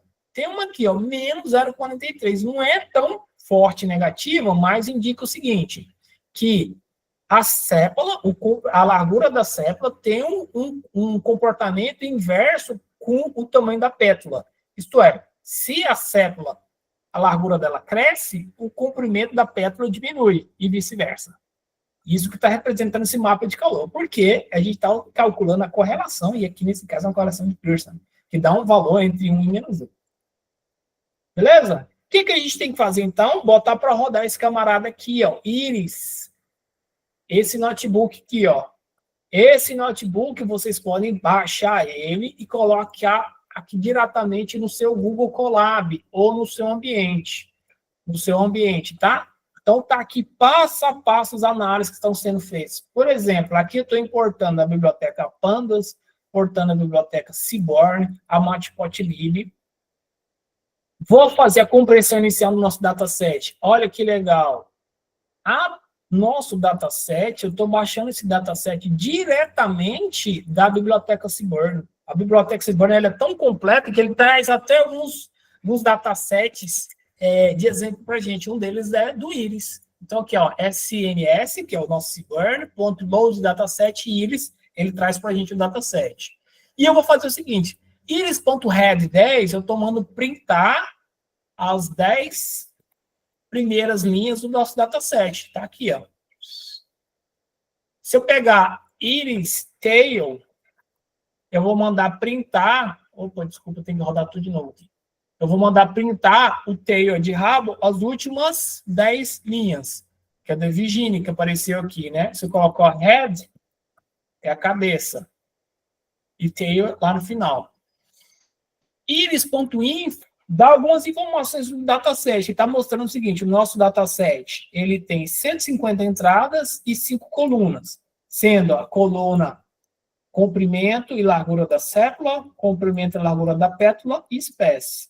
Agora, eu vou mandar fazer o seguinte, para a coluna espécie, eu vou mandar contar os valores, chamar esse método value count. O que ele retorna no value count? Vai retornar quais são os valores que existem. Existem 50 entradas do tipo cetose, 50 versicólogo e 50 virgínia, que significa que o dataset está altamente distribuído. SNU, o que eu estou perguntando aqui? Existe algum valor nulo? Não existe. Para essas 5 variáveis que existem, não tem nada nulo. Agora, eu vou fazer o seguinte, quais são os tipos dos objetos que foram carregados? A gente vê que o Iris que eu criei lá anteriormente era do tipo quê? Data frame, ou seja, o meu dataset está encapsulado como data frame do Pandas. E eu posso rodar o quê? Análise descritiva usando o Describe. A análise descritiva vai ser apenas em cima dos valores numéricos. Olha só, para a coluna comprimento da sépala, eu tenho 150 valores, a média, o desvio padrão, o valor mínimo e o valor máximo. E os quartis aqui também. O que eu posso fazer também? Eu posso calcular quais são os valores únicos que tem na coluna espécie. Só tem 4, né? Só 3, cetosa, versicólia e virgínica. Se eu quiser fazer o seguinte, vamos só filtrar, eu só quero saber quem são, só filtrar a espécie por cetosa. Aqui é um exemplo de como a gente pode fazer isso. Estou setando um filtro aqui. Agora, vamos fazer o seguinte. Vamos, então, usar um gráfico bem legal, o gráfico de splot. Esse gráfico de splot aqui, ele vai dar a nossa distribuição que a gente quer. Então, eu vou mandar, olha que legal, eu uso o Seaborn com o splot, passando como parâmetro o data, O dado que é quem? O nosso dataset. Quem vai estar no eixo X? Vai ser a variável comprimento da sépola. Esse RUI é o quê? Quais são os outros comandos que ele vai... Desculpa, quais são as outras classes que ele vai mandar para a gente? Que é o que está presente lá na coluna espécie. Então, vai ter setosa, versicólia e vigínica, tá? Esse KDE é igual a true, é só para traçar essa linha, e esse bins é a quantidade de barrinhas que ele vai colocar. Então, se eu colocasse, por exemplo, 38 aqui, ia ficar mais barrinhas ainda, tá vendo? Ficou mais barrinhas. E o que aconteceu? Gente, de novo, tá vendo que as distribuições não lembram muito a distribuição normal? A gaussiana? Por incrível, de novo, coincidência, né? Ou então a gente pode printar o mesmo gráfico, em vez de ser em formato de bins, nesse outro formato aqui também. É a mesma informação. Então, o que a gente pode fazer? Qual é a conclusão que a gente pode tirar desse gráfico? Ó, íris setosa geralmente apresenta valores menores e um padrão bem distinto, com pouca sobreposição em relação às outras espécies, que é a setosa, está aqui. A íris versicolor e íris vigínica podem ter distribuições mais próximas, resultando em uma leve sobreposição das curvas. Exatamente, ó, tá vendo? Que o íris setosa, todos os valores são para baixo de 6. Já a vigínica e versicolo tem valores bem... A maioria dos valores são acima de 6.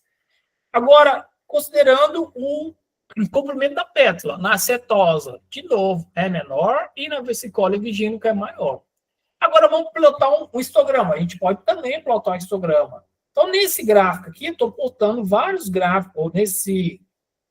Jupyter Notebook, eu estou plotando vários gráficos diferentes e fazendo várias análises que eu quero que vocês estudem isso, botem para rodar, ou seja, na máquina de vocês local, ou lá no Google Colab, e eu quero que vocês estudem isso aqui, porque na próxima aula a gente já vai começar a colocar a mão na massa, tem mais material pronto, tá? Como a gente já... Chegamos a 9 horas e 9 minutos, eu acho que já está no momento de acabar a disciplina, de acabar a nossa aula de hoje, e eu vou me comprometer a tentar seguir mais o horário na próxima aula. Não sei se eu falei rápido demais ou falei lento demais, aí depois vocês me dão um toque, tá bom? Beleza, pessoal? Dúvidas?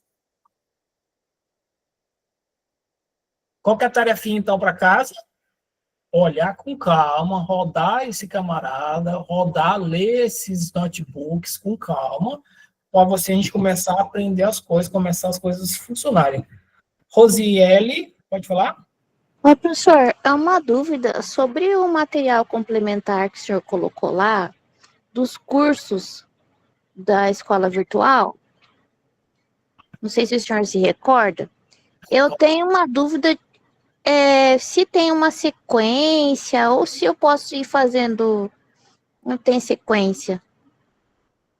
Deixa eu ver. Eu achei muito interessante, gostaria de agradecer também o senhor ter colocado isso. Qual material, de qual unidade? Dá um... Não saiba mais, hein, professor? Saiba mais.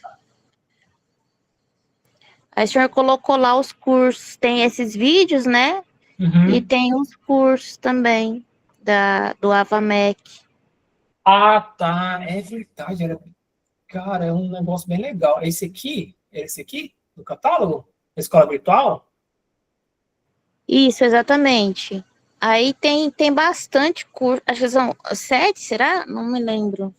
Nossa, são São muitos. 8. Nossa, Tá. Então, é verdade. Eu devia ter colocado aqui. Bom, eu vou ser bem sincero com vocês. Eu acho que talvez não dá tempo para vocês fazer tudo isso aqui. Então, ficou uma introdução, uma referência para vocês estudarem posteriormente, sabe? Por exemplo, aqui tem curso bem legal. Tipo esse aqui, ó. A carga horária 5 horas, 4 horas, 4 horas, 25 horas, 6, 4. Então, dá para fazer todos esses cursinhos, tá?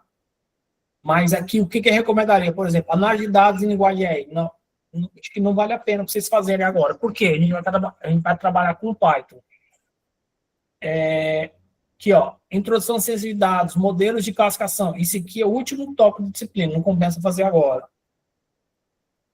Esse aqui sim, ó, introdução a ciência de dados, conceitos e ferramentas, ele vai ser o básico, coisa que a gente viu na aula de hoje. Deixa eu ver, modelo de agrupamento, não, modelo de regressão também não, esse aqui sim, ó, introdução a ciência de dados, estatística essencial, 6 horas, talvez esse sim seja interessante, que é basicamente a aula de hoje. Isso aqui não, por enquanto, tratamento de dados, podem ver, se der, redes complexas não dá para a gente ver, e o R aqui, ó, não. Mas aqui é dados com o do R e Python, tá? Esse aqui talvez, porque a gente vai trabalhar com Python.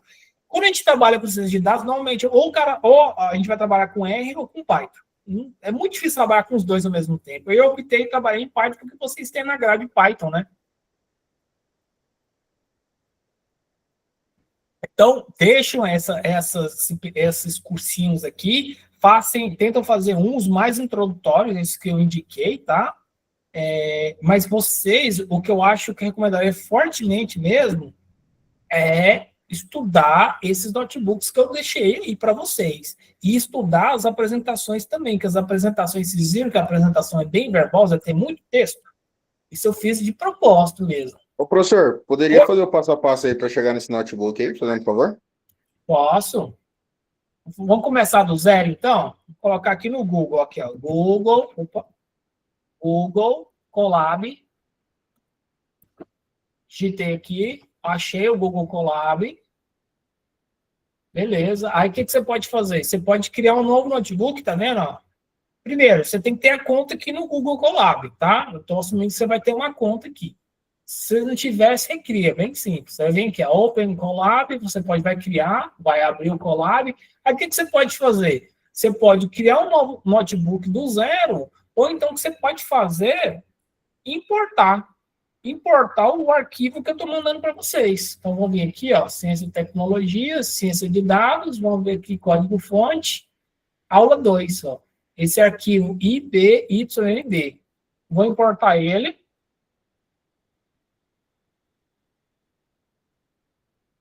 E deixa ele compilar, pronto. Tá aí, tá toda a análise aqui, ó. Tá tudo pronto para você, ó.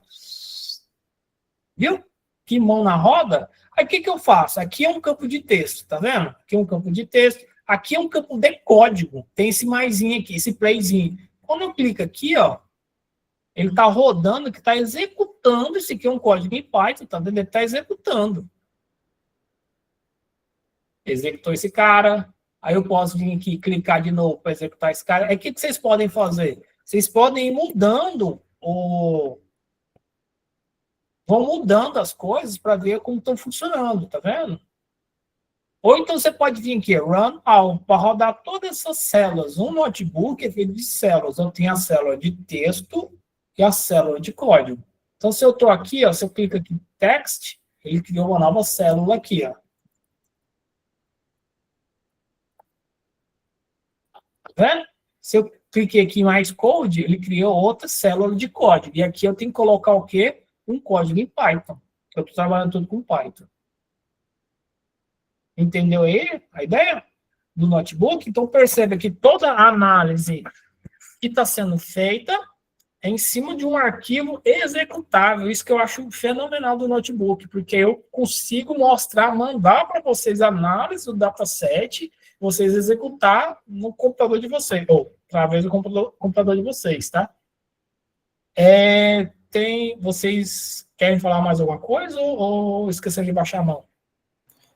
Professor, Oi? eu abri o arquivo tanto no Colab como no Jupyter, pela Anaconda, né? Uhum. Aí eu fui fazer tentar editar o código, por exemplo, naquele gráfico de barrinhas.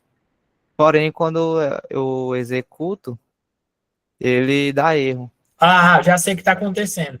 É o seguinte, ó. Se você vir aqui e mandar executar só esse cara aqui, o que acontece? Isso aqui é uma execução sequencial. Esse NS aqui é o quê? É um apelido para o Seaborn, para a biblioteca. Se você vir direto executar esse camarada aqui, ele pode entender que você não executou esse cara anteriormente. Ó. Tá vendo? Então, qual que é o correto? Executar célula por célula. Ou manda executar tudo, run all, executar tudo, ou célula por célula, senão ele dá problema. Isso que, por exemplo, eu editei só os bins lá, né? Que é o número de barras. Aí o erro que aparece é SNS is not defined. Exatamente o que está acontecendo. Ó. Ele falando o seguinte, o SNS não está definido. Por quê? Agora vem aqui, manda aqui, ó, clica aqui, executar tudo. Você vai ver que vai funcionar lá embaixo. Porque você mandou executar aquela célula lá embaixo que está utilizando uma variável que não foi definida ainda. Por que não foi definida? Porque você não tinha executado essa célula anterior aqui. Ó. Realmente, agora apareceu. Agora funcionou, entendeu? Quer ver? Vamos fazer o seguinte, vamos simular esse erro que você colocou aqui. Eu vou colocar um código aqui, ó, vou criar uma variável chamada aqui, ó, variável recebe, por exemplo, uma string chamado Thiago, tá vendo? Eu criei essa variável. Ó, não vou executar ela, vou criar outra caixa de código, vou colocar um print aqui, ó, e vou mandar printar aquela variável. Perceba que aqui, ó, eu vou mandar executar esse cara. O que aconteceu, ó? Name variável não foi definido. Por quê? Eu não executei esse cara ainda. Eu tenho que executar ele. Ó. Depois que executo ele, aí sim vai dar certo. Toda vez que você olhar a execução, se for executado uma dessas caixinhas, vai estar aqui o tempo de execução dela. Vai estar primeiro escrito 45, 46, porque toda vez que executa alguma coisa, tem a ordem que ela foi executada. Ó, 48, 49, tá vendo? E o tempo que demorou para executar isso aqui. Então, por exemplo, aqui, ó, isso foi executado na 24ª execução, vou executar na 51ª e por aí vai. Então, lembre-se de executar todas as células, para não dar problema. Dúvidas?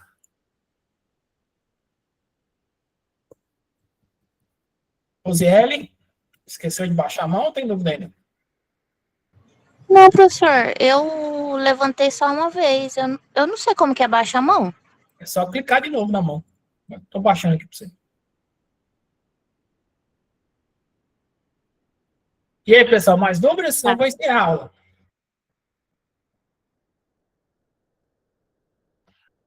Então, tá bom. Muito obrigado pela presença de todos. Lembre-se que vocês têm tarefinhas, façam as coisas, executem lá. Vocês vão ver que é bem legal trabalhar com ciência de dados. Eu sei que é muita coisa para digerir de uma única vez.